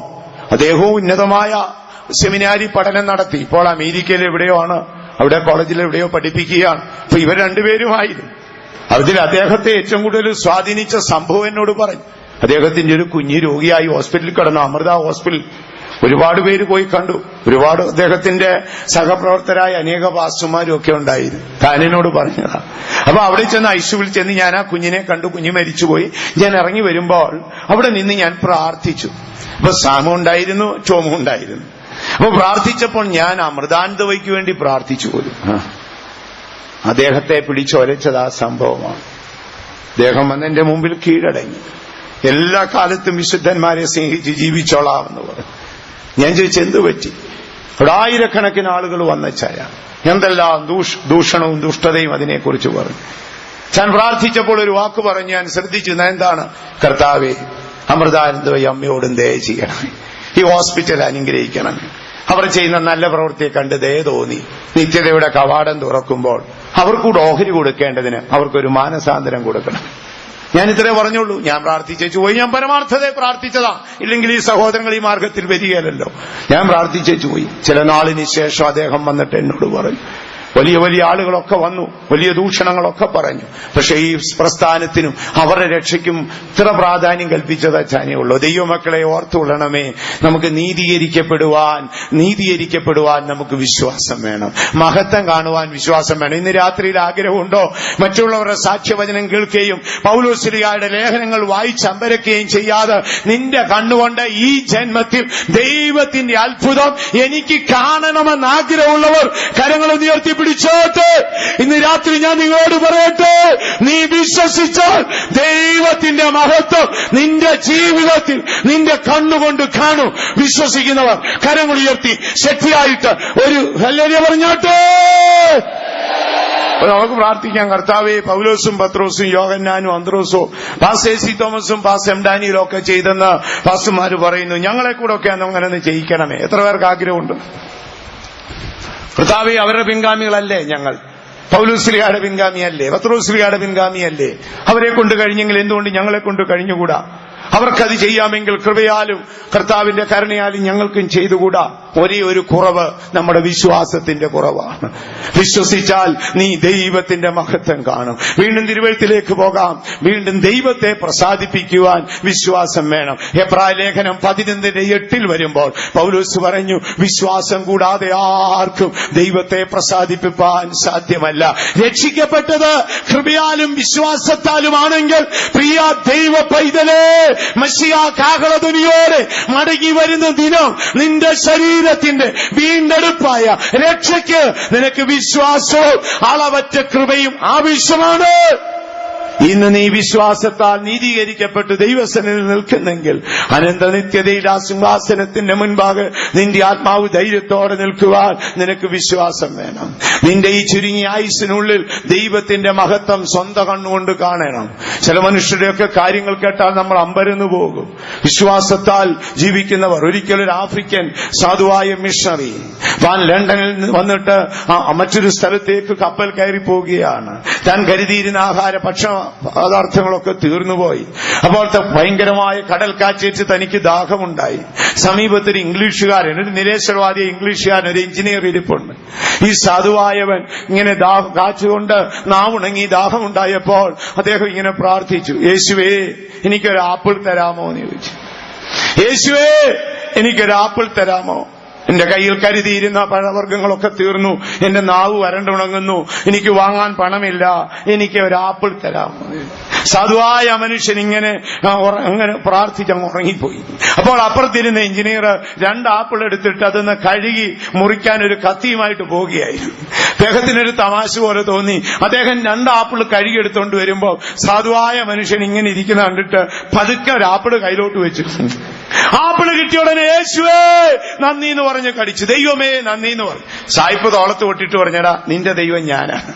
കാരണം എന്താ? ഞാനാ നിനക്ക് ആപ്പിള് തന്നു. അദ്ദേഹം പറഞ്ഞു സാറ് എനിക്ക് ആപ്പിള് തന്നോ ഇല്ലയെന്ന് എനിക്കറിയത്തില്ല. എന്റെ നാവ് വരണ്ടുണങ്ങിയപ്പോൾ ഞാൻ എന്റെ യേശുവിനോട് പറഞ്ഞായിരുന്നു എനിക്കൊരു ആപ്പിള് തരണമേ എന്ന്. യെസ്, ഞാൻ എന്റെ യേശുവിനോട് പറഞ്ഞിരുന്നു എന്റെ നാവ് വരണ്ടുണങ്ങിയതുകൊണ്ട് എനിക്കൊരു ആപ്പിൾ തരണമേ. തന്നത് നിരേശ്വരവാദിയാണെങ്കിലും തരിച്ചത് യേശുവാണ്. വിശ്വസിച്ചാൽ നീ ദൈവത്തിന്റെ മഹത്വം കാണൂ. കൊടുത്തത് നിരേശ്വരവാദിയാണെങ്കിലും അവന് കൊടുപ്പിച്ചത് യേശുവാണ്. വിശ്വസിച്ചാൽ നീ ദൈവത്തിന്റെ മഹത്വം നിന്റെ കണ്ണുകൊണ്ട് കാണും. അടുത്ത ഭാഗത്തേക്ക് നമുക്ക് വരാം. വിശ്വാസത്താൽ വാഗ്ദത്തങ്ങളെ നേടണം. അതാണ് നമ്മുടെ അടിസ്ഥാന വിഷയം. വിശ്വാസത്താൽ ദൈവം നിനക്ക് തന്ന വാഗ്ദത്തങ്ങൾ നീ നിവർത്തിക്കണം. ഇബ്രായ ലേഖനം 6-ാം അധ്യായത്തിൽ വരുമ്പോൾ 12-ാം വാക്യത്തിൽ എഴുതിയിരിക്കുന്നു, വിശ്വാസത്താൽ വാഗ്ദത്തങ്ങളെ നേടുവീൻ. അങ്ങനെ നിങ്ങൾ മന്ദതയുള്ളവർ ആകാതെ വിശ്വാസത്താലും ദീർഘക്ഷമയാലും വാഗ്ദത്തങ്ങളെ വിശ്വാസത്താലും ദീർഘക്ഷമയാലും നിങ്ങൾ വാഗ്ദത്തങ്ങളെ നേടുവേ. ആകയാൽ വിശ്വാസത്താൽ നമുക്ക് നീതീകരിക്കപ്പെടാം. ദൈവത്തിങ്കിലേക്ക് നമുക്ക് പോകാം. പരമാർത്ഥതയിൽ നമുക്ക് ദൈവത്തോട് പറയാം, പൊന്നു തമ്പുരാനെ സത്യം തുറന്നു പറയാൻ. വിശ്വാസി എന്ന് പേരേ ഉള്ളൂ. 10 പൈസയുടെ വിശ്വാസമില്ല. ഉണ്ടോ? യാതൊരു വിശ്വാസവും ഇല്ല. തോമാശ്ലീഹയാണ് കേരളത്തിലേക്ക് വന്നത്. അങ്ങേർക്കും വേണ്ടത്ര വിശ്വാസമില്ലായിരുന്നു. വേറെ പിൻഗാമികളായവർക്കും കേരളക്കരയിലാണ് ഞാൻ നോക്കിയിട്ട് ലോകത്തിലെ ഏറ്റവും വിശ്വാസക്കുറവുള്ളവൻ. കണ്ടാലേ അവർ വിശ്വസിക്കൂ. നീ കണ്ടാലും പോട്ടെ, ഒന്ന് തൊട്ടു നോക്കിയാലേ വിശ്വസിക്കത്തുള്ളൂ. ആ വിശ്വാസം അത് ഇംഗ്ലീഷുകാർക്കും ആഫ്രിക്കക്കാർക്കും ഒക്കെ നമ്മൾ നോക്കിയാൽ തിരിച്ചാണ്. അവർക്ക് ഭയങ്കര വിശ്വാസം. ലോകപ്രശസ്തനായ ഒരു രോഗശാന്തി ശുശ്രൂഷകനുണ്ടായിരുന്നു, റൊണാൾഡ് ബോങ്കെ. നിങ്ങൾക്കറിയാം, അദ്ദേഹം കൊച്ചിയിൽ വന്നേ. അദ്ദേഹം ബോംബെയിൽ പൂനായിലൊക്കെ മരിച്ചവരെ ഉയർപ്പിക്കുകയും മുടന്തനെ നടത്തുകയൊക്കെ ചെയ്തതാണ്. കേരളത്തിൽ കൊച്ചി വന്ന് ഉണർവ് നടത്തി. എത്ര ഉണർവ് നടത്തിയിട്ടും രോഗശാന്തി നടന്നിട്ട് ഒന്നും പോകുന്നു. അവസാനം ആരാണ്ട് ചൊറിച്ചിൽ പോയി മാന്തൽ പോയി എന്നൊക്കെ പറഞ്ഞേച്ചു പോയി. സായിപ്പ് ജീവനും കൊണ്ടുപോയി. സായിപ്പ് പറഞ്ഞ എന്റെ ആയുഷ്കാലത്തിന് ഒരിക്കലും ഈ കരയിലോട്ട് കാലുകുത്തുന്നില്ല. കാരണം പഴയ ആളുകളാണേലും വിശ്വാസത്തിൽ കുറവാണ്. നമ്മുടെ പിതാക്കന്മാർ അങ്ങനെ ആയിരുന്നില്ല സഹോദരങ്ങളെ. അവരെല്ലാം വിശ്വാസ വീരന്മാരായിരുന്നു. തീയുടെ ബലം കെടുത്തിയ വീരന്മാരായിരുന്നു. പ്രാർത്ഥിച്ച് ദുഷ്ടനെ ഓടിച്ച വീരന്മാരായിരുന്നു. 10 പൈസയുടെ മുതലില്ലെങ്കിൽ പോലും അവർ ഭൂമിയിൽ സമ്പന്നരായി ജീവിച്ചത് വിശ്വാസത്തിന്റെ വീര്യത്തിലായിരുന്നു. അപ്പോൾ നമുക്ക് വിശ്വാസത്താൽ നമുക്ക് ദൈവത്തെ പ്രസാദിപ്പിക്കാം, വാഗ്ദത്തങ്ങളെ നേടാം. അടുത്ത വശം ഒന്ന് പെട്ടെന്ന് നോക്കാം. 1 യോഹന്നാൻ 5-ാം അധ്യായം 4-ാം വാക്യം. വാക്യം ഇമ്പോർട്ടന്റ് ആണ്, ഒന്ന് വായിച്ചാൽ. ദൈവത്തിൽ നിന്ന് ജനിച്ചതൊക്കെയും ലോകത്തെ ജയിക്കുന്നു. ലോകത്തെ ജയിച്ച ജയമോ നമ്മുടെ വിശ്വാസം തന്നെ. ഈ ലോകത്തിൽ ജയകരമായ ഒരു ക്രിസ്ത്യ ജീവിതം ചെയ്യണമെങ്കിൽ സഹോദരങ്ങളെ ശ്രദ്ധിച്ചാട്ടെ, നമുക്ക് ഉറപ്പുള്ള വിശ്വാസം ഉണ്ടാകണം. ഉറപ്പുള്ള വിശ്വാസം ഇല്ലെങ്കിൽ 100% അവൻ ജയകരമായൊരു ജീവിതം ചെയ്യത്തില്ല. ഞാൻ പറഞ്ഞല്ലോ, കുയിലിനെ പോലെ പാടാം, മയിലിനെ പോലെ ആടാം, കൊരങ്ങനെ പോലെ ചാടാം. ഇതൊന്നും നിത്യതയുടെ കവാടം നമുക്ക് തുറന്നു തരത്തില്ല. കർത്താവായ യേശുവിന്റെ ക്രൂശ് മരണം യാഥാർത്ഥ്യമാണോ? ആണോ സഹോദരങ്ങളെ? അത് യാഥാർത്ഥ്യമാണെങ്കിൽ യേശു മുഖാന്തരമുള്ള രക്ഷയും യേശുക്രിസ്തുവിൽ കൂടെയുള്ള ജയജീവിതവും യാഥാർത്ഥ്യമാണ്. അതല്ലെന്ന് പറയാൻ ആർക്കും കഴിയത്തില്ല. ഒക്കുന്നില്ലെങ്കിൽ നീ അങ്ങ് പരമാർത്ഥത അങ്ങ് പറ. എന്നെ കൊണ്ട് തമ്പുരാനെ ഇത്രയൊക്കെ ഒക്കത്തുള്ളൂ. ബലൂണാണേലും ഊതി വെറുപ്പിക്കുന്നതിന് പരിധിയില്ലേ? റബ്ബർ ബാൻഡാണേലും വലിക്കുന്നതിന് പരിധിയില്ലേ? പൊന്നു തമ്പുരാനെ ഇത്രയൊക്കെ ഒക്കത്തുള്ളൂ. മാക്സിമം ശ്രമിക്കാവുന്ന നീ അങ്ങ് നേര് പറയും. ഈ ഇല്ലാത്തത് ഉണ്ടാക്കിക്കൊണ്ട് നടന്നാൽ അവസാനം വെള്ളത്തിലായി പോകും. ജയകരമായൊരു ക്രിസ്ത്യ ജീവിതം ചെയ്യണമെങ്കിൽ എന്ത് വേണമെന്നറിയാം? നല്ല ഉറപ്പുള്ള വിശ്വാസം വേണം. നല്ല ഉറപ്പുള്ള വിശ്വാസം ഉള്ളവരെ ലോകത്തിൽ ജയകരമായൊരു ജീവിതം ചെയ്യത്തുള്ളൂ. ലോകത്തെ ജയിച്ച ജയമോ നിങ്ങളുടെ വിശ്വാസം തന്നെ. നമ്മുടെ സമയം അവസാനിക്കുന്നു. ഇനി നമുക്ക് ഒരു ചുരുങ്ങിയ സമയത്തിനുള്ളിൽ ഈ വിശ്വാസം എവിടെ നിന്ന് നമുക്ക് നേടിയെടുക്കാം? ദൈവിക വാഗ്ദത്തങ്ങളെ നമുക്ക് തുറക്കണം. തുടർന്നുള്ള ദിനങ്ങളിൽ ശേഷിപ്പുള്ള വചനം കേട്ട് നിങ്ങൾ ആ വാഗ്ദത്തങ്ങൾ ഇന്ന് രാത്രിയിൽ നിങ്ങൾ വീടുകളിൽ പോകുമ്പോൾ കണ്ട ദർശനങ്ങളും കേട്ട ദൂതുകളും ദൈവം നിങ്ങളുടെ മേൽ പകർന്ന അഭിഷേകം പ്രാപിച്ചപ്പോൾ കിട്ടിയ ആ വാക്കുകളൊക്കെ ഓർമ്മയിൽ സൂക്ഷിക്കണം. ദൂതൻ അതൊന്നുകൂടെ ഒന്ന് വരച്ച് നിങ്ങളെ ഓർമ്മപ്പെടുത്തി തരും. ആ ഓർമ്മയോടെ നിങ്ങൾ മടങ്ങി വന്നാട്ട് നമുക്ക് എല്ലാവർക്കും കൂടെ തള്ളി ഈ വാതിൽ അങ്ങ് തുറക്കാം. തുറന്നു കിടക്കുന്ന വാതിലിൽ നിങ്ങൾക്കൊരുക്കി വെച്ച വിലപ്പെട്ട ചില സമ്പത്തുണ്ട്. അത് പ്രാപിച്ചിട്ടേ നിങ്ങളുടെ കണ്ണുകൾ അടയ്ക്കാവൂ. യേശുവിന്റെ വരവാണോ നിങ്ങളുടെ മരണമാണോ എന്ന് അറിഞ്ഞുകൂടാ. യാക്കോബ് എന്നൊരു നീതിമാൻ എന്തു വാഗ്ദത്തമുള്ള മനുഷ്യനായിരുന്നു ഇല്ലേ? അവൻ ജനിക്കും മുമ്പേ അമ്മ കേട്ടിരുന്നു. വാർദ്ധക്യത്തിലിരുന്ന് അപ്പച്ചൻ ആട് തെറ്റി അവനെ അനുഗ്രഹിച്ചിരുന്നു. കല്ലെടുത്ത് തലേണയായി വെച്ചു ബേഥേലിൽ ഉറങ്ങുമ്പോൾ ദൂതൻ അവനോട് പറഞ്ഞിരുന്നു. അമ്മ കേട്ട ദൈവവചനമുണ്ട്, അപ്പച്ചൻ പറഞ്ഞ വാക്കുകളുണ്ട്, ദൂതൻ പറഞ്ഞ വാഗ്ദത്തമുണ്ട്. ഇങ്ങേരുടെ ജോലി എന്താണ്? ഈ വാഗ്ദത്തമെല്ലാം കൂടെ ഒരു സിമന്റ് ചാക്കിനകത്ത് കെട്ടി ലാബാന്റെ കൂടാരത്തിൽ കൊണ്ട് വെച്ചിട്ട് ഇവൻ പറയാണ് 20 വർഷമായി നിന്റെ ആടിനെ തീറ്റി മഞ്ഞും മഴയും കൊണ്ട് അലഞ്ഞു നടക്കുക. ഇതാണ് കുഴപ്പം. ഒരുപാട് വാഗ്ദത്തമുണ്ട്, വാഗ്ദത്തം ചാക്കിലിരിക്കുകയാണ്, ഇടയ്ക്കിടയ്ക്ക് അഴിച്ചു നോക്കും. ഇപ്പോഴത്തെ ജോലി എന്താണ്? നിന്നിൽ നിന്ന് രാജാക്കന്മാർ ജനിക്കുമെന്ന് പറഞ്ഞിട്ടുണ്ടെങ്കിലും ജോലി ഇപ്പൊ എന്താണ്? ലാബാന്റെ വീട്ടിൽ ചെന്ന് അവന്റെ ആടിനെ തീറ്റി മഞ്ഞും മഴയും കൊണ്ട് പുള്ളിയുള്ള ആടിനെ എങ്ങനെ ഉണ്ടാക്കിയെടുക്കാമെന്ന് പറഞ്ഞ് സഭായവും മുടക്കി, കാത്തിരിപ്പും മുടക്കി, കൂട്ടായ്മയും മുടക്കി ആടിന് പുള്ളിയിടാൻ യാക്കോബ് നടക്കുക. വാഗ്ദത്തമല്ല എന്തിയെ? വാഗ്ദത്തം ചാക്കിനകത്താണ്. അപ്പോ ദൈവമക്കളെ, ചാക്കിൽ കെട്ടി കാലം കഴിക്കരുത്, മടങ്ങി വരാം. വാഗ്ദത്തങ്ങളെ നമുക്ക് തുറക്കാം. ഇനി നമുക്ക് എവിടെ നിന്ന് വിശ്വാസം കിട്ടും? ഇന്ന് രാത്രി പരമാർത്ഥതയോടൊന്ന് പ്രാർത്ഥിച്ചിട്ട് പോകണം. യേശുവേ, ആ വാക്കുകളെ ഞാൻ വിശ്വസിക്കുന്നേ. എന്റെ കഴിഞ്ഞകാല ജീവിതത്തിന്റെ പരാജയങ്ങളെ, അവിശ്വാസത്തെ ശാസിച്ച് എനിക്കൊന്ന് വിശ്വാസം വർദ്ധിപ്പിച്ചു തരണമേ. എത്ര പേർക്ക് ആഗ്രഹമുണ്ട്? ആഗ്രഹമുള്ളവർ ദയവായി കൈപൊക്കിക്കാട്ടെ. ആഗ്രഹമില്ലാത്തൊരു കൈപൊക്കണ്ട. ആഗ്രഹമുള്ളവർ, കർത്താവേ, അങ്ങയുടെ വരവിന് മുൻപ് ഞാൻ നിന്നെ കണ്ടെത്തിയ നാളിലെ ആ മനസാക്ഷിയുടെ നിർമ്മലതയും ആ പരമാർത്ഥതയും ആ ഉത്സാഹവും ആ വിശ്വാസവും എന്റെ ഓർമ്മയിലുണ്ട് കർത്താവേ. കഴിഞ്ഞകാല ജീവിതത്തിൽ ദുഷ്ടന്റെ ആക്രമണം കൊണ്ട്, എന്റെ ദുർമോഹം കൊണ്ട്, എന്റെ അലസത കൊണ്ട് എനിക്ക് പരാജയം പറ്റിപ്പോയി. സോറി, എന്നോട് ക്ഷമിക്കണമേ. നഷ്ടപ്പെട്ട മനസാക്ഷിയുടെ നിർമ്മലത തിരികെ തരണമേ. നഷ്ടപ്പെട്ട ഉത്സാഹം, ആ പരമാർത്ഥത, ആ വിശ്വാസം എനിക്ക് തിരികെ തരണമേ. അത് വിശ്വസിക്കുന്നവർ, ആഗ്രഹിക്കുന്നവർ കരങ്ങൾ ഉയർത്തി ഒരു ഹല്ലേലൂയ പറഞ്ഞാട്ടെ. അപ്പോൾ നമുക്ക് പ്രാർത്ഥനയോടെ ആയിരിക്കാം. സ്വർഗം നമ്മെ സഹായിക്കും. അപ്പോൾ ഇനി അടുത്ത ഭാഗത്തേക്ക് പോകാം. എവിടെ നിന്ന് നമുക്ക് വിശ്വാസം കിട്ടും? ദൈവമാണ്. ഈ വിശ്വാസം എന്ന് പറയുന്നത് ദൈവത്തിന്റെ ഒരു വരമാണ് കേട്ടോ, ഒരു ഗിഫ്റ്റാണ്. ഒരിക്കൽ സ്ത്രീകന്മാർ പോയി പറഞ്ഞു, ഗുരു, ഞങ്ങളുടെ വിശ്വാസം ഒന്ന് വർദ്ധിപ്പിച്ചു തരാമോ? അപ്പൊ ദൈവം നമുക്കത് വർദ്ധിപ്പിച്ചു തരും. പരമാർത്ഥതയോടെ പ്രാർത്ഥിച്ചാട്ടെ, വർദ്ധിപ്പിച്ചു തരും. നമ്മൾ ഒരുപാട് പേരെ, ഞാൻ മറ്റൊന്നും കൊണ്ട് പറയല്ല, അനേകർ എത്രയോ വർഷങ്ങൾ വിശ്വാസത്തിന്റെ ദുരിതങ്ങളൊക്കെ അനുഭവിച്ചിട്ട് എന്ത് ചെയ്യുന്നറിയാമോ?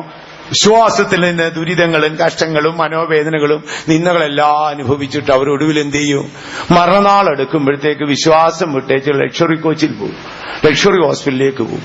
അവിടെ ചെല്ലുമ്പോൾ അവരെന്ത് ചെയ്യുന്നറിയോ? കാല് 2 ഉത്തരത്തിൽ ഐസിയുവിൽ കിടത്തിയിരിക്കും. 95 വയസ്സുള്ള അപ്പച്ചൻ മര്യാദയ്ക്ക് കട്ടിലേ കിടന്ന് മക്കളും കൊച്ചുമക്കളും മരുമക്കളും കൂടി കാണുന്നേ അക്കരെ മനോഹര ദേശം എന്നുള്ള പാട്ടുപാടി അപ്പനെ വിടേണ്ടതല്ലേ?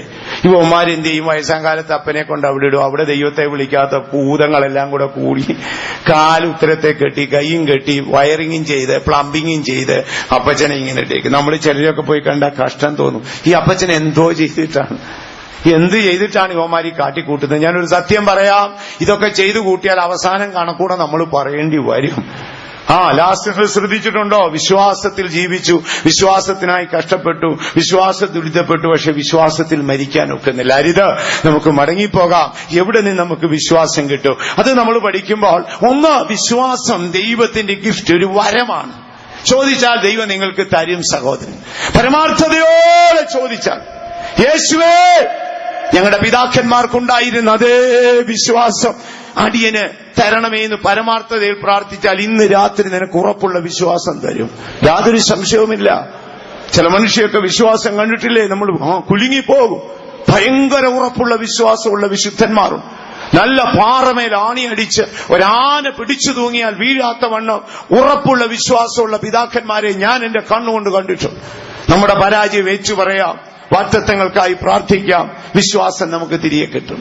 രണ്ടാമത്, ഈ വിശ്വാസം എന്ന് പറയുന്നത് ഒരു പരിധിവരെ പാരമ്പര്യമായി കൈമാറി കിട്ടുന്നതാണ്. അതെങ്ങനെയാണ് നമ്മൾ ചിന്തിച്ചേക്കാം, ഇല്ലേ? ഒരു പരിധി വരെ പാരമ്പര്യമായി വിശ്വാസം നമുക്ക് കൈമാറി കിട്ടും. നമ്മുടെ അപ്പച്ചനും വല്യപ്പച്ചനും കൊച്ചപ്പച്ചനും അമ്മായിക്കൊക്കെ വലിയ ഉറപ്പുള്ള വിശ്വാസമുണ്ട്. കുട്ടിക്കാലത്തെ കണ്ടും കേട്ടും പഠിക്കും. എന്ത് ചെയ്യും? ഞാൻ കണ്ടിട്ടുണ്ട് ചില കുഞ്ഞുങ്ങളൊക്കെ എന്തൊരു വിശ്വാസോടാ കൊച്ചു പ്രായത്തിൽ തന്നെ. അതങ്ങനെ സത്യമാണോ?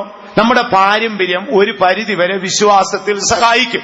അപ്പോസ്തലനായ പൗലോസ് തന്റെ അരുമശിഷ്യനായ തീമോത്തിയോസിന് എഴുതുമ്പോൾ തന്നോട് പറയാണ്, നിന്റെ വല്യമ്മ ലോബീസിലും നിന്റെ അമ്മ യുനീക്കയിലും ഞാൻ ആ വിശ്വാസം കണ്ടു, നിന്നിലും അത് ഉണ്ടെന്ന് ഞാൻ ഉറപ്പായി വിശ്വസിച്ചു. അങ്ങനെ വാക്ക് വായിച്ചാൽ അത്ഭുതപ്പെട്ടു. വായിച്ചാട്ടെ. ആ വിശ്വാസം ആദ്യം നിന്റെ വല്യമ്മച്ചി ലോവീസിലും അമ്മ യൂനിക്കയിലും ഉണ്ടായിരുന്നു. നിന്നിലും ഉണ്ടെന്ന് ഞാൻ ഉറച്ചിരിക്കുന്നു. നിന്നിലും ഉണ്ടെന്ന്. അപ്പോൾ ശ്രദ്ധിക്കുക സഹോദരങ്ങളെ, ഒരു പരിധി വരെ നമ്മുടെ പാരമ്പര്യം നമ്മുടെ തലമുറകളിൽ വിശ്വാസം പകരും. മാതാപിതാക്കന്മാർ ശ്രദ്ധിച്ചാട്ടെ. ഈ മഹാന്മാരുടെ എല്ലാം പിന്നിൽ ഓരോ അമ്മമാരുണ്ടായിരുന്നു. ശ്രദ്ധിച്ചിട്ടുണ്ടോ? എഫെസോസിലിരിക്കുന്ന ഈ തിമോത്തിയോസിന്റെ ചരിത്രം പഠിച്ചാൽ അങ്ങനെ ഒരു രോഗിയായിരുന്നു. പുള്ളിക്ക് ഭയങ്കര അജീർണമാണ്. നമ്മുടെ ഭാഷയിൽ പറഞ്ഞ ദഹനക്കുറവുകൊണ്ട് എന്നും ഗ്യാസാ. അതിനാ പൗലോസ് പറഞ്ഞത് എന്നും പച്ചവെള്ളം കുടിക്കാതെ ഇച്ചിരി വീഞ്ഞു കുടിച്ചോളാൻ പറഞ്ഞു. അല്ല, കള്ളു കുടിച്ചോളാനല്ല പറഞ്ഞത്. താനൊരു രോഗിയായതുകൊണ്ട് പിന്നെ ഭയങ്കര പേടിത്തൊണ്ടനാ. അപ്പോൾ ലേഖനത്തിൽ എഴുതി, ഭീരുത്വത്തിന്റെ ആത്മാവല്ല പുത്രത്തിന്റെ ആത്മാവല്ലേ നീ പ്രാപിച്ചത്. പിൽക്കാലത്ത് താൻ എഫെസോസിലെ ഏറ്റവും വലിയൊരു ബിഷപ്പായി. ഈ ബലഹീനനായ, ഈ ഭീരുവായ, ഈ രോഗിയായ തീമോത്തിയോസിനെ ശ്രേഷ്ഠനായ ഒരു ശുശ്രൂഷകനാക്കുന്നതിന് പിന്നിൽ ആരുണ്ട്? വല്യമ്മച്ചി ലോവീസും അമ്മ യൂനിക്കയും ഉണ്ടായിരുന്നു. മാതാപിതാക്കന്മാരെ, നിങ്ങളുടെ തലമുറകളെ വിശ്വാസത്തിൽ ഉറപ്പിക്കാൻ നിങ്ങളും അതിന് കൂട്ടാളികളായിരിക്കണം. ചിലർക്കിതൊന്നും അറിഞ്ഞുകൂടാ. കുഞ്ഞുങ്ങളുണ്ടാകും, അവനെ ഇംഗ്ലീഷ് മീഡിയത്തിൽ വിടണം. അതൊരു ചെറിയ വിഷയമല്ല, വലിയ വിഷയമാണ്. അവൻ പിച്ച വെച്ച് നടക്കുമ്പോൾ കണ്ടിട്ടില്ലേ, കഥകിന് ഇടാൻ പറ്റിയ പലക പോലത്തെ ഒരു ഫോൺ മേടിച്ചു കൊടുക്കും. അവനവിടെ ഇരിക്കുകയാണ്. രാത്രി ഉറങ്ങിക്കിടക്കുമ്പോഴും തലണക്കീഴെ ഫോണാണ്. ലോകത്തിൽ അവൻ കാണിക്കാത്ത തരികടകളൊന്നുമില്ല. പിന്നെ പരീക്ഷയാകുമ്പോൾ ഒരു വെപ്രാളും ഓട്ടവുമാണ്. മൂപ്പം പ്രാർത്ഥിക്കണം, പാസ്റ്റു പ്രാർത്ഥിക്കണം, പിന്നെ എല്ലാരെ കൊണ്ടും അങ്ങ് പ്രാർത്ഥിപ്പിച്ചു. ഇവനെങ്ങാണ്ട് ജയിക്കാൻ പോകുന്നു, ജീവിതത്തിൽ ജയിക്കത്തില്ല. അതുകൊണ്ട് ഞാൻ നിങ്ങളോട് പറയാം, ദൈവം നിങ്ങൾക്ക് ദാനമായി തന്ന കുഞ്ഞുങ്ങളെ സംരക്ഷിക്കുമ്പോൾ അമ്മയുടെയും വല്യമ്മയുടെയും വിശ്വാസവും മാതൃകയും അവർക്ക് ബാധകമാണ്. ഇനി നമുക്കൊരു ശമൂവേൽ പ്രവാചകനെ നോക്കാം. ശമൂവേൽ പ്രവാചകന്റെ അമ്മച്ചിയുടെ പേരെന്തെന്നറിയോ? ഹന്നായുടെ ഭർത്താവിന് വേറൊരു ഭാര്യയുണ്ട്. അദ്ദേഹത്തിന് 10 മക്കളുണ്ട്. അത് പറഞ്ഞാൽ 10 ആൺപിള്ളാരെക്കാളും നല്ലതല്ലേ ഞാനെന്ന് പറയുന്നത്. അങ്ങേർക്ക് വേറെ 10 പിള്ളേരുണ്ടെന്നേ, ഒറ്റ ഒരുത്തം പള്ളി പോകത്തില്ല. എന്നാൽ ഹന്നായിക്ക് ഒരു മോനേ ഉള്ളൂ. പേരെന്താണ്? ശമൂവേൽ. 3 വയസ്സ് പ്രായമുള്ളപ്പോൾ അവനെ കൊണ്ടുവന്ന് ആലയത്തിൽ വിട്ടു. വർഷം തോറും അമ്മ ഒരു ഉടുപ്പും കൊണ്ടുപോയി മോനെ കൃപയിലും വിശ്വാസത്തിലും ഉറപ്പിക്കും. ഓർത്തുകൊള്ളണം അമ്മമാർ, ശമൂവേൽ പ്രവാചകൻ എന്ന ശ്രേഷ്ഠന്റെ പിന്നിൽ അവന് വേണ്ടി കരയുന്ന ഒരമ്മയുണ്ടായിരുന്നു. തീമോത്തിയോസ് എന്ന ബിഷപ്പിന്റെ പിന്നിൽ കരയുന്ന ഒരമ്മയും വല്യമ്മയും ഉണ്ടായിരുന്നു. ഇസ്രായേലിന്റെ രക്ഷകനായി ഉദിച്ചു വന്ന മോശയുടെ പിന്നിൽ മനോവേദനപ്പെട്ട് കരയുന്ന ഒരടിമയായ മോശയുടെ അമ്മയുണ്ടായിരുന്നു. ഓർത്തുകൊള്ളണം സഹോദരങ്ങളെ, തലമുറകൾ ഒരു പരിധിവരെ പിൻഗാമികളിൽ വിശ്വാസം പകർത്തിക്കൊടുക്കും. അടുത്ത ഭാഗത്തേക്ക് വരാം. അടുത്തത് വിശ്വാസം കിട്ടുന്നത് കേൾവിയാലാണ്. റോമാലേഖനത്തിൽ പൗലോസ് പറഞ്ഞു, വചനം കേൾവിയാൽ വിശ്വാസം വരുന്നു. വായിച്ചാട്ട് റോമർ 10:17. ആകയാൽ വിശ്വാസം കേൾവിയാലും കേൾവി ക്രിസ്തുവിന്റെ വചനത്താലും വരുന്നു. ദൈവ വചനത്താൽ നമുക്ക് വിശ്വാസം ഉണ്ടാകും. ദൈവവചനമൊക്കെ കേൾക്കുമ്പോഴേ നമ്മൾ ശ്രദ്ധയോടെ ഇരുന്ന് കേൾക്കണം. ഞാനിപ്പോഴും പറഞ്ഞു കേൾപ്പിക്കാം. ഒരു 35 വർഷങ്ങൾക്ക് മുമ്പ് വാസ്തു പൊടിക്കും ഞാൻ പ്രസംഗിച്ച കാര്യം ഞാൻ ഇപ്പോൾ നിങ്ങളെ ഇതുപോലെ പറഞ്ഞു കേൾപ്പിക്കും. അക്കാലത്തെ പ്രസംഗമൊക്കെ കേട്ടത് ഇപ്പൊ ഇച്ചിരൂടൊക്കെ ഇട്ട് നിങ്ങളോട് പറയുന്നതേ ഉള്ളല്ല, പുതുതായിട്ടൊന്നും എനിക്കറിഞ്ഞു. ഒരിക്കൽ ഞാൻ ബഹുമാനപ്പെട്ട കാനമച്ഛനെ കണ്ടു. അച്ഛനെ ഞാൻ പരിചയപ്പെടുത്തിയിട്ടൊന്നും അച്ഛൻ എന്നെ പരിചയപ്പെടുത്തി. അച്ഛൻ ഓർമ്മയില്ല. ഒരു 38 വർഷം മുമ്പുള്ള കാര്യം ഞാൻ പറഞ്ഞ അച്ഛനൊന്നും ഓർക്കുന്നില്ല. എനിക്ക് മനസ്സിലാകുന്നില്ല കുഞ്ഞേന്ന് പറഞ്ഞു. അപ്പൊ ഞാൻ പറഞ്ഞ അച്ഛോ, ചാത്തങ്കേരി പാലത്തിന്റെ അടുക്കല് അവിടുത്തെ ആ മില്ല് നടത്തുന്നിടത്ത് അച്ഛൻ വന്ന് പ്രസംഗിച്ചില്ലേ? ഞാൻ ഓർക്കുന്നില്ല. അപ്പൊ 5 നിമിഷം കഴിഞ്ഞപ്പോ പ്രസംഗിച്ച വിഷയം പറഞ്ഞപ്പോ ചെറിയ കത്താൻ തുടങ്ങി. ഇത്ര കഴിഞ്ഞപ്പോ പറഞ്ഞ കഥ പറഞ്ഞപ്പോൾ അച്ഛൻ ചാടി എഴുന്നേറ്റ്. എടാ ഊയെ കൊള്ളാമല്ലോ, കഥ പറഞ്ഞ് ഞാൻ മറന്നുപോയി, കേട്ടാ നിനക്ക് ഓർമ്മയുണ്ടോ? ഞാൻ പറഞ്ഞു ഓർമ്മയാണ്. അപ്പൊ അദ്ദേഹം എന്നെ ഇങ്ങനെ ഉറുമ്പടക്കം പിടിച്ചിട്ട് പറഞ്ഞു, മോനെ ഇത് ദൈവത്തിന്റെ ദാനമാണ് കേട്ടോ. 38 വർഷങ്ങൾക്ക് മുൻപ് വിശ്വാസത്തിന്റെ വീര്യത്തെക്കുറിച്ച് ബഹുമാനപ്പെട്ട കാനമച്ചൻ തന്റെ ആരംഭനാളിൽ പ്രസംഗിച്ചത് ഏറിയ വർഷങ്ങൾക്ക് ശേഷം യാത്രമധ്യേ കണ്ടപ്പോൾ ഞാൻ എത്ര പറഞ്ഞിട്ടും അദ്ദേഹത്തിന് പിടികിട്ടുന്നില്ല. സംഭവം പറഞ്ഞ ഉടനെ പിടികിട്ടി. പ്രസംഗ വിഷയം പറഞ്ഞപ്പോൾ ഓർമ്മയില്ല, പക്ഷെ പറഞ്ഞ കഥ ഞാൻ പറഞ്ഞു കേൾപ്പിച്ചപ്പോൾ പെട്ടെന്ന് ഓർമ്മ വന്നു. സ്ഥലം പറഞ്ഞു, സമയം പറഞ്ഞു, പിന്നെ എന്റെ ബാക്ക്ഗ്രൗണ്ടുകളൊക്കെ ചോദിച്ചറിഞ്ഞപ്പോൾ ദൈവമക്കളെ കേൾക്കുന്ന വചനമൊക്കെ നമ്മുടെ ഓർമ്മയിലുണ്ടോ? ഉണ്ടോ? നമ്മൾ കഷ്ടപ്പെട്ട് പാടുപെട്ടൊക്കെ പോവുകയാണ് കൺവെൻഷനുകൾക്ക്. എന്ത് രൂപയാ കളയുന്നില്ലേ? ഇവിടെ എല്ലാം കഴിഞ്ഞേച്ച് ഇനി നമ്മൾ മദ്രാസിനൊരു പോക്കുണ്ട്. ഇന്ത്യൻ റെയിൽവേക്ക് തന്നെ എന്ത് കാശ് കിട്ടുമെന്നറിയാം. ഇവിടെ എങ്ങനെയാണെന്ന് അറിഞ്ഞുകൂടാ. ചിലയിടത്തൊക്കെ പോയി കഴിഞ്ഞാൽ വരുമ്പോഴേ അവിടെ എന്തോ ഭക്ഷണ രീതി എന്നൊക്കെ അന്വേഷിക്കുന്നവർ. പണ്ട് നമ്മളെ കർത്താവായ യേശു പറഞ്ഞു, നിങ്ങള് ലോത്തിന്റെ ഭാര്യയെ ഓർത്തോണോ, ലോത്തിന്റെ ഭാര്യയെ ഓർത്തോണോന്നാ യേശു പറഞ്ഞു. പക്ഷെ ഇപ്പൊ ഈ പുതിയ തലമുറ വന്നപ്പോ ലോത്തിന്റെ ഭാര്യയല്ല, പോത്തിന്റെ ഭാര്യ എരുമയുണ്ടോന്നാ ഓർക്കും. വരുമ്പോഴേ തപ്പുന്നതാണ്. അതല്ല പ്രാധാന്യം കേട്ടോ. പ്രാധാന്യം വേണ്ടിയത് എന്തെന്ന് പറയുന്നതാൽ ദൈവമക്കളെ കേൾക്കുന്ന വചനം ശ്രദ്ധയോടെ എത്ര പേർക്ക് ഓർമ്മയുണ്ട്? ഓർമ്മയില്ലെങ്കിൽ പ്രാർത്ഥിച്ചാൽ, യേശുവേ ആ കേൾക്കുന്ന വചനം എന്റെ ഓർമ്മയിലൊന്ന് എഴുതി തരണമേ. വാസിന്നൊക്കെ പ്രസംഗിച്ചല്ലോ, അതെല്ലാം ഓർമ്മയിലുണ്ടോ? ഉണ്ടെങ്കിൽ ഇല്ലെങ്കിൽ അതൊന്ന് പറഞ്ഞാട്ടെ. എന്റെ ഓർമ്മയിലുണ്ട് സഹോദരങ്ങളെ. ഞാൻ ഏത് മീറ്റിംഗിൽ പങ്കെടുത്ത് ഏത് വിശുദ്ധന്മാർ പ്രാർത്ഥിക്കുന്ന വാക്കാണേലും ഞാൻ എഴുതി സൂക്ഷിച്ചിട്ടുണ്ട്. സത്യം പറയാം, എത്രയോ വർഷങ്ങൾക്ക് മുമ്പ് വിശുദ്ധന്മാർ പറഞ്ഞ വാക്കുകൾ വിശ്വാസിയായിരിക്കും കാലത്ത് കേട്ടതാണ് പലപ്പോഴും ഞാൻ പ്രസംഗിക്കുന്നത്. സത്യം പറയാം. ഓക്കെ, ഒന്നാമത്തെ വിഷയം ഒന്ന് ശ്രദ്ധിച്ചാട്ട്, ഇത് ദൈവത്തിന്റെ ദാനമാണ്. പരമാർത്ഥതയിൽ പോയി യാചിക്കാം, സ്വർഗം നിങ്ങൾക്ക് വിശ്വാസം വർദ്ധിപ്പിച്ചു തരും. 2, ഇത് നമ്മുടെ അപ്പച്ചനും അമ്മയും ഒക്കെ നമുക്ക് കാണിച്ചു തന്ന മാതൃകയാണ്. മാതാപിതാക്കന്മാർ ഓർത്താട്ട് നിങ്ങളുടെ കുഞ്ഞുങ്ങളുടെ വിശ്വാസത്തിന്റെ പിന്നിൽ നിങ്ങളുടെ മാതൃകയുള്ള ജീവിതവും നിങ്ങളുടെ പ്രാർത്ഥനയും ആവശ്യമാണ്. 3, ദൈവമക്കളെ, ഇത് കേൾവിയാലുള്ളതാണ്. ദൈവവചനം കേൾക്കുമ്പോൾ അശ്രദ്ധപ്പെട്ടിരിക്കരുതേ. അത് വലിയവരോ ചെറിയവരോ കൂടിയവരോ കുറഞ്ഞവരോ ആരും പറയുന്നതായിക്കൊള്ളട്ടെ, അത് നമ്മുടെ ഓർമ്മയിൽ എഴുതി സൂക്ഷിച്ചാട്ടെ. സഹോദരങ്ങളെ, ഇന്നല്ലെങ്കിൽ നാളെ സാത്താൻ നിന്നെ ആക്രമിക്കാൻ വരുമ്പോൾ ആ വിശ്വാസത്തിന്റെ വചനം നിനക്ക് പരിചയമായി എഴുന്നേറ്റ് നിൽക്കും. കേൾക്കുന്ന വചനം ശ്രദ്ധയോടെ കൈക്കൊള്ളാം. അടുത്ത ഭാഗത്തേക്ക് വരാം. നമ്മുടെ അനുഭവങ്ങളൊക്കെ ഓർമ്മയിൽ എഴുതി സൂക്ഷിച്ചുകൊള്ളണം. അങ്ങനെയാണ് ദാവീദ് പറഞ്ഞത്. മല്ലനായ ഗോലിയാത്ത് പാളയത്തിൽ വന്ന് വെല്ലുവിളിക്കുമ്പോൾ ഇസ്രായേൽ പാളയം മുഴുവൻ വിറച്ച് ശൗൽ എന്ന രാജാവ് ഭയം കൊണ്ട് അവന്റെ കാൽമുട്ടുകൾ ആടുമ്പോൾ ഇതാ ഒരു കുഞ്ഞുബാലൻ വരുന്നു. പേരെന്ത്? ദാവീദ്. ഒരു കുഞ്ഞുബാലൻ പാളയത്തിൽ വന്നു. അവന്റെ മേലുള്ള അഭിഷേകവും അവന്റെ മനസ്സാക്ഷിയുടെ ശുദ്ധതയും അവൻ മുമ്പ് ചെയ്തിട്ടുള്ള അത്ഭുതവും കൂടെ കണ്ടു. എല്ലാവരും ഓടുക. ഗോലിയാത്തെന്ന് പറഞ്ഞാൽ പ്രിയമുള്ളവരെ, ഒരു ചീന്തുടി തെങ്ങിന്റെ പകുതി പൊക്കമുണ്ട്. അവന്റെ തലേന്നൊക്കെ പറഞ്ഞാൽ നമ്മുടെ തലയുടെ 4 ഇരട്ടി വലുപ്പമുണ്ട്. അവന്റെ കയ്യിലൊരു കുന്തമുണ്ട്. കുട്ടനാട്ടിലെ വള്ളം തുഴയുന്ന കഴുക്കുപോലെ പോലിരിക്കും. മുമ്പിലൊരു പരിചയക്കാരൻ നടക്കുകയാണ്. ശൗലൊക്കെ അവന്റെ കാലിന്റെ വലുപ്പമുള്ള ഓടുക. അവൻ നടക്കുമ്പോഴേ ഭൂമി കുലുങ്ങുന്ന പോലെ വരും. അവന്റെ അലർച്ച സിംഹം അലർന്ന പോലെയോ ഉഗ്രഭാവമുള്ള ദൃഷ്ടിയാണ്. അവൻ പാളയത്തിൽ വന്ന് ചോദിച്ചു, ഇസ്രായേൽ പാളയത്തിൽ എന്നോട് മല്ലടിച്ച് ജയം പ്രാപിക്കുവാൻ ആരെങ്കിലും ഉണ്ടോ? 40 രാവും വൈകുന്നേരവും ഇങ്ങനെ വിളിച്ചുകൊണ്ടിരുന്നു. ശൗല് ഓടിപ്പോയി, സൈനാധിപനും പോയി, യോനാഥാനൊക്കെ ഇങ്ങോട്ട് പോയെന്ന് അറിഞ്ഞുകൂടാ. ആരും നേരിടാനില്ല. ഇതാ ഒരു കൊച്ചേർക്കം വരുന്നു. അവൻ ഇങ്ങോട്ട് വന്നിട്ട് പറഞ്ഞു, യജമാനൻ ഞാൻ പോയി അവനെ കൊല്ലാം. കേട്ടപ്പോ ഒരു സമാധാനം. ഒരുത്തനേലും ഉണ്ടല്ലോ പോകാമെന്ന് പറയാൻ. അവൻ തല്ലിക്കൊല്ലുന്നുള്ളത് വേറെ കാര്യം, എന്നാലും പോകാമെന്ന് പറയാൻ ഒരുത്തനേലും ഉണ്ടല്ലോ. സമാധാനമായി വിളിപ്പിച്ചു വരുത്തി. എന്ത് ചെയ്തു? ഇങ്ങേരിട്ടിരുന്ന ഒരു വലിയ തലയിലൊരു കിരീടം എടുത്തു വെച്ചു. ഇവന്റെ കൊച്ചു തലയാണല്ലേ, ഉണക്കത്തേങ്ങ പോലെ ചെറിയ തലയാ. മറ്റേ ഷൗലിന്റെ വലിയ തലയല്ലേ. ഇത് നമുക്ക് വല്ലതും സ്ക്രൂ വെച്ച് മുറുക്കാൻ ഒക്കുമോ? അപ്പൊ ഇവൻ ഈ കാര്യമൊക്കെ കൂടെ കേട്ടപ്പോ ഇങ്ങനെ ഊരി തലയിലോട്ട് വെച്ചിട്ട് ഇതിങ്ങനെ ഇടം വരെ അങ്ങോട്ടും ഇങ്ങോട്ടാണ്.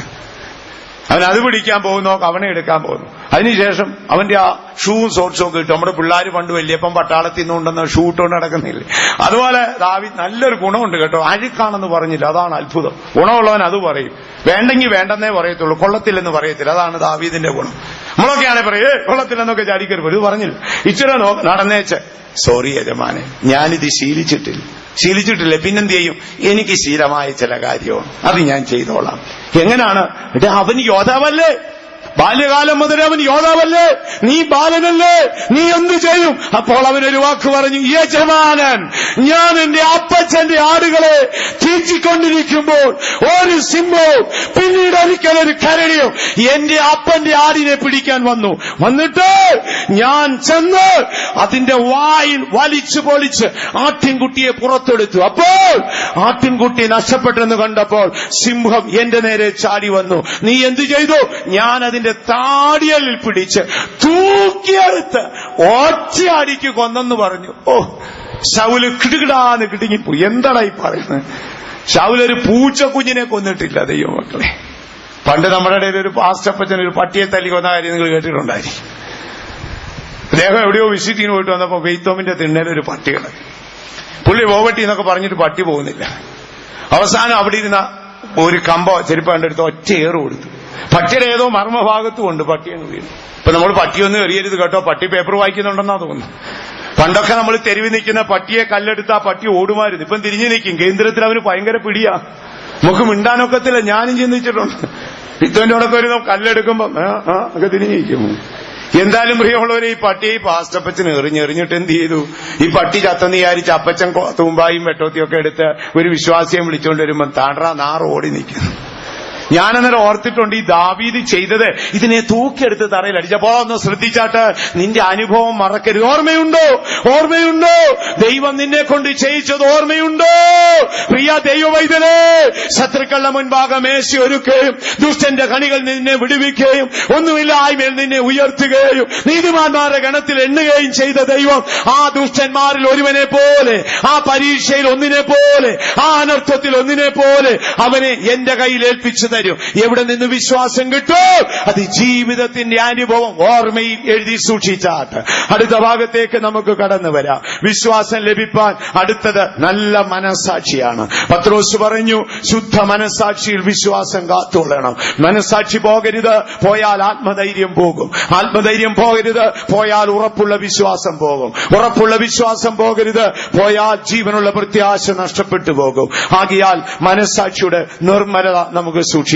അടുത്ത വിഷയത്തിലേക്ക് 6ാമത്തെ വിഷയത്തിൽ വരുമ്പോൾ അടുത്തത് അഭിഷേകമാണ് ദൈവമക്കളെ. അഭിഷേകം. പൗലോസ് പറയുന്നു, നിങ്ങളുടെ വിശ്വാസത്തിന് മനുഷ്യരുടെ ജ്ഞാനമല്ല, പിന്നെയോ പരിശുദ്ധാത്മാവിന്റെ അഭിഷേകമാണ്. വായിച്ചാട്ട വാക്യം ഒന്ന് വായിച്ചാട്ട 1 കൊരിന്ത്യർ 2-ാം അധ്യായം 4-ാം വാക്യം പെട്ടെന്ന് വായിച്ചാൽ. നിങ്ങളുടെ വിശ്വാസത്തിന് മനുഷ്യരുടെ ജ്ഞാനമല്ല, നിങ്ങളുടെ വിശ്വാസത്തിന് മനുഷ്യരുടെ ജ്ഞാനമല്ല, ദൈവത്തിന്റെ ശക്തി തന്നെ. ദൈവത്തിന്റെ ശക്തിയാണ്. നിങ്ങൾ അമേരിക്കയിൽ ഒരു സെമിനാരിയിൽ പോയി 16 വർഷം പഠിച്ചെന്ന് പറഞ്ഞാലും വിശ്വാസം കിട്ടത്തില്ല.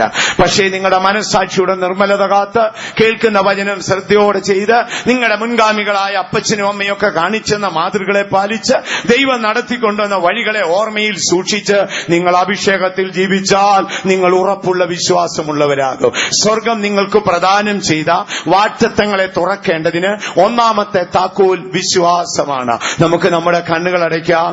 കർത്താവിന്റെ പാദപീഠത്തിലേക്ക് പോകാം. ഒരവസാന നിമിഷത്തിൽ നാം വന്നെത്തിയിരിക്കുകയാണ്. മശിഹായുടെ മടങ്ങി വരവിന്റെ ലക്ഷണങ്ങളെല്ലാം കാണുന്നു. ഒരുപക്ഷെ ഈ മീറ്റിങ്ങൾ നമുക്ക് അവസാനമായി ലഭിക്കുന്ന കൺവെൻഷൻ ആയിരിക്കാം. ഈ കൊല്ലടവ് കൺവെൻഷൻ ഈ ദേശത്തിന്റെ അവസാന മീറ്റിംഗ് ആയിരിക്കാം. എപ്പോൾ മശിഹാ മടങ്ങി വരും നമുക്ക് അറിഞ്ഞുകൂടാ.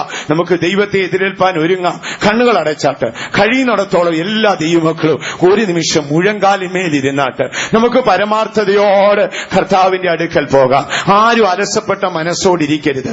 ദൈവ സാന്നിധ്യം നഷ്ടപ്പെടുന്ന ഒന്നും നമുക്കിടയിൽ ഉണ്ടാകരുത്. ഒരു നിമിഷം ഇപ്പോൾ നമുക്കല്ല ഒരു ഉണർവല്ല ആവശ്യം. നമുക്ക് പശ്ചാത്താപത്തോടെ നമ്മുടെ അപ്പന്റെ വീട്ടിൽ മടങ്ങിപ്പോകാം. നീ ഓർത്തു നോക്കൂ ദൈവവൈദ്യരെ, നീ ഒരു സാധാരണ മനുഷ്യനാണോ? അല്ലല്ലോ. നീ എത്രയോ വലിയ മനുഷ്യനാണ്. നിന്നെ അഭിഷേകം ചെയ്ത ദിവസം നിനക്ക് ഓർമ്മയുണ്ടോ? സ്വർഗം നിനക്ക് തന്ന ദർശനങ്ങൾ ഓർമ്മയുണ്ടോ? ദൈവം നിന്നെ നടത്തിക്കൊണ്ടുന്ന വഴികൾ ഓർമ്മയുണ്ടോ? നീ ഒരു സാധാരണ മനുഷ്യനല്ല. നീ ഒരുപാട് വാഗ്ദത്തങ്ങളുടെ അവകാശിയാണ്. അനേക വാഗ്ദത്തങ്ങളുടെ അവകാശിയാണ്. ഓർത്തുകൊള്ളണമേ, നിന്റെ ആയുസ് ഭൂമിയിൽ തീർന്നുകൊണ്ടിരിക്കുകയാണ്. നിമിഷങ്ങൾ കടന്നു പോയിക്കൊണ്ടിരിക്കുകയാണ്. മരണദൂതന്റെ മണിനാഥം നിന്റെ കാതിൽ കേൾക്കും മുൻപ് നമുക്കൊന്നായി ചേർന്ന് ആ വാഗ്ദത്തത്തിന്റെ ഭണ്ഡാരം തള്ളി തുറക്കാം. എല്ലാവരും മുഴങ്കാൽമേൽ ഇരുന്നാട്ട് പരമാർത്ഥതയോട് കർത്താവിന്റെ സന്നിധിയോട് അടുത്തി എന്നാട്ട് കഴിയുന്നിടത്തോളം എല്ലാവരും വലത് കരങ്ങൾ ഉയർത്തിപ്പിടിച്ചാട്ട് നമുക്കൊരു നിമിഷം കർത്താവിനോട് പ്രാർത്ഥിക്കാം. കർത്താവേ, ആ ആരംഭത്തിലെ വിശ്വാസം എനിക്ക് തിരികെ തരണമേ. ആരംഭത്തിലെ പരമാർത്ഥതയും ആരംഭത്തിലെ ഉത്സാഹവും എനിക്ക് തിരികെ തരണമേ. അങ്ങയുടെ മാറ്റപ്പെടാത്ത നീതിയിലാണ് ഞാൻ ആശ്രയിക്കുന്നത്. നീ എനിക്ക് തന്ന ദർശനങ്ങൾ എന്റെ ഓർമ്മയിലുണ്ട്. ഞാൻ കേട്ട ദൈവശബ്ദം എന്റെ ഓർമ്മയിലുണ്ട്. ഭക്തന്മാരായ വിശുദ്ധന്മാരെന്നോട് പറഞ്ഞത് എന്റെ ഓർമ്മയിലുണ്ട്. ഞാൻ ജനിച്ചപ്പോൾ നിന്റെ നിർണയപ്രകാരം എന്നിൽ കണ്ടെത്തിയ ദിവ്യത്വമായത് എന്നിലുണ്ടെന്ന് എനിക്കറിയാം.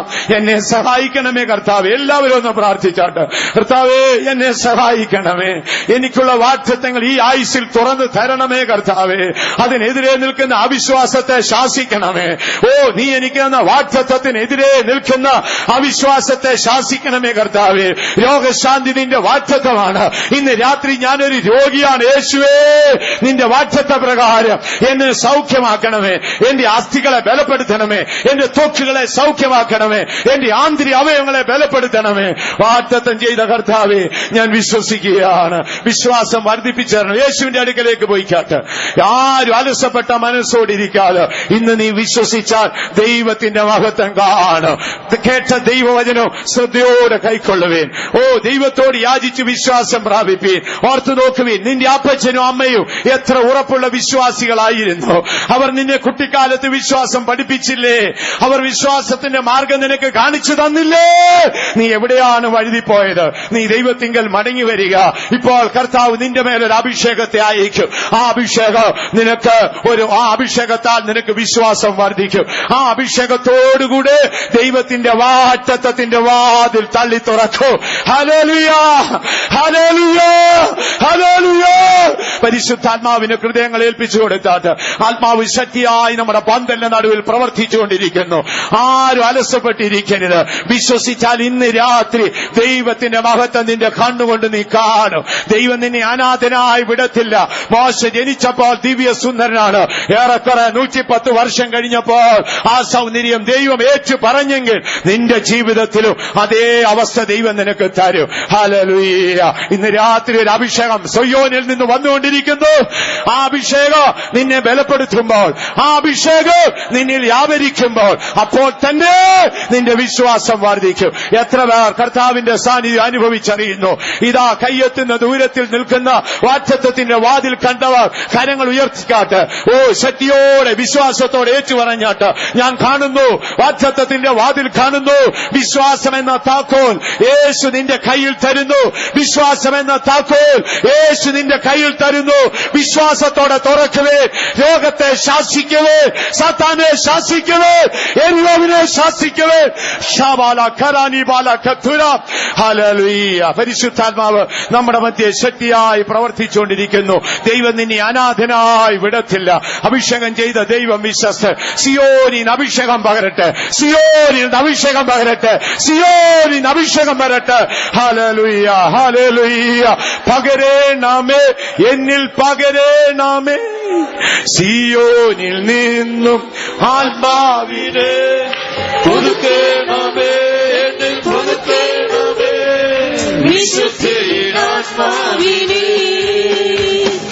പകരേണമേ, എന്നിൽ പകരേണമേ. ശ്വാസത്തോടെ ആത്മാവിനെ പുതുക്കേണമേ, എന്നിൽ പുതുക്കേണമേ. വിശുദ്ധിയാത്മാവിനെ പകരേണമേ, എന്നിൽ പകരേണമേ. സിയോനിൽ നിന്നും ആത്മാവിനെ. Hallelujah, hallelujah. പകരേണമേ, എന്നിൽ പകരേണമേ. ആമേൻ. സിയോനിൽ നിന്നും ആത്മാവിനെ. ആമേൻ. വിശുദ്ധിയാത്മാവിനെ പകരേണമേ, എന്നിൽ പകരേണമേ. തിരുവനന്തപുരത്തെ സിംഹാസനത്തിൽ നിന്ന് അഗ്നി അഭിഷേകം നിന്റെ മേൽ അയക്കുന്നു. നിന്റെ വിശ്വാസത്തിന് ദൈവശക്തിയാണ് ആധാരം. വിശ്വാസം വർദ്ധിക്കട്ടെ, വിശ്വാസം വർദ്ധിക്കട്ടെ, വാഗ്ദത്ത വാതിലുകൾ തുറക്കട്ടെ, യോഗ്യൻ സൗഖ്യമാകട്ടെ.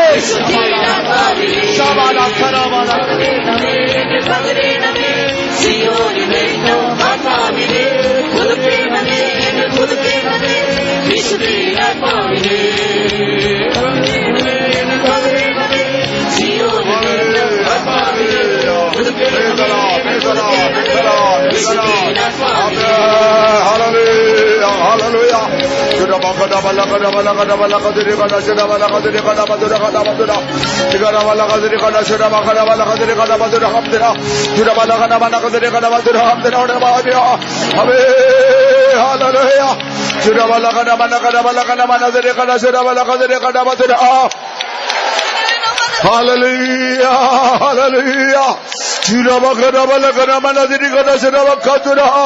Amen.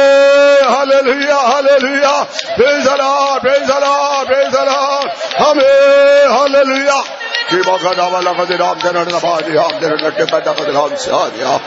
Hallelujah, hallelujah, hallelujah.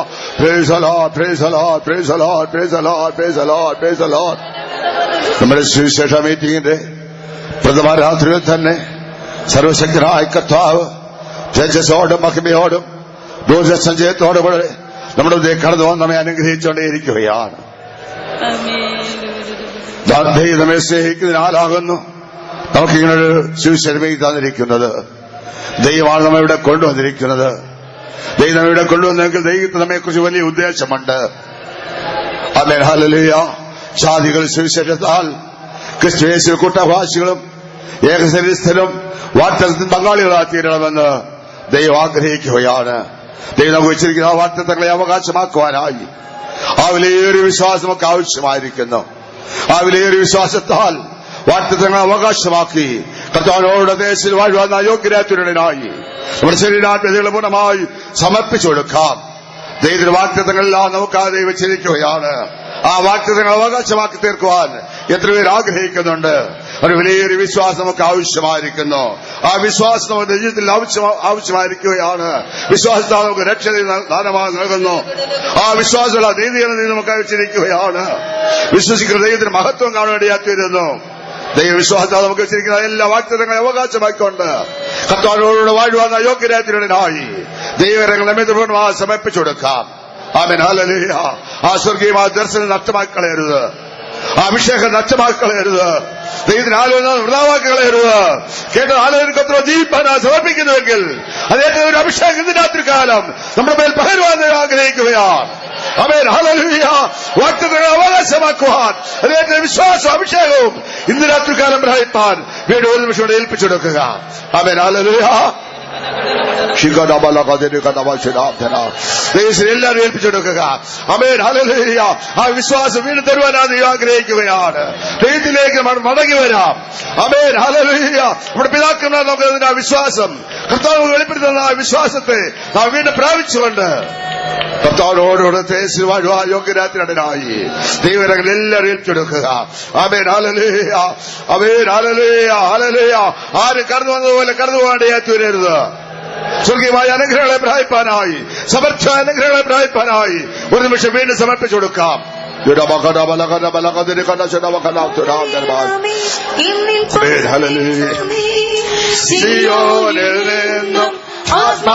എല്ലാ പേരും പാടുക, എല്ലാ പേരും പാടുക. അഭിഷേകത്താൽ ഒരു വിശ്വാസം വർദ്ധിക്കുകയാണ്. ആമേൻ, ഹല്ലേലൂയ. ആമേൻ, എല്ലാവരും കൈയടിച്ച് പാടുക.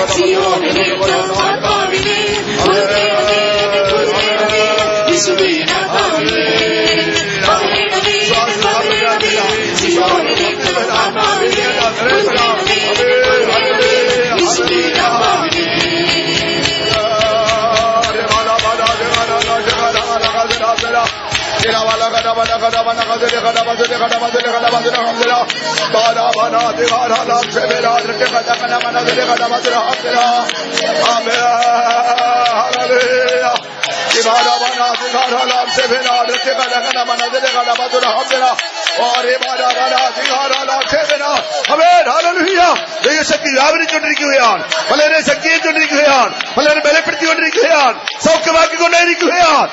ഏൽപ്പിച്ചു കൊടുക്കുക, ഏൽപ്പിച്ചു കൊടുക്കുക.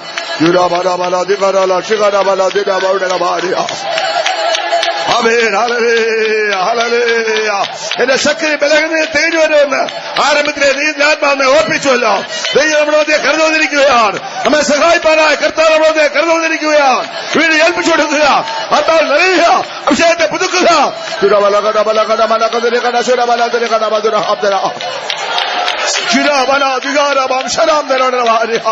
Hallelujah, hallelujah.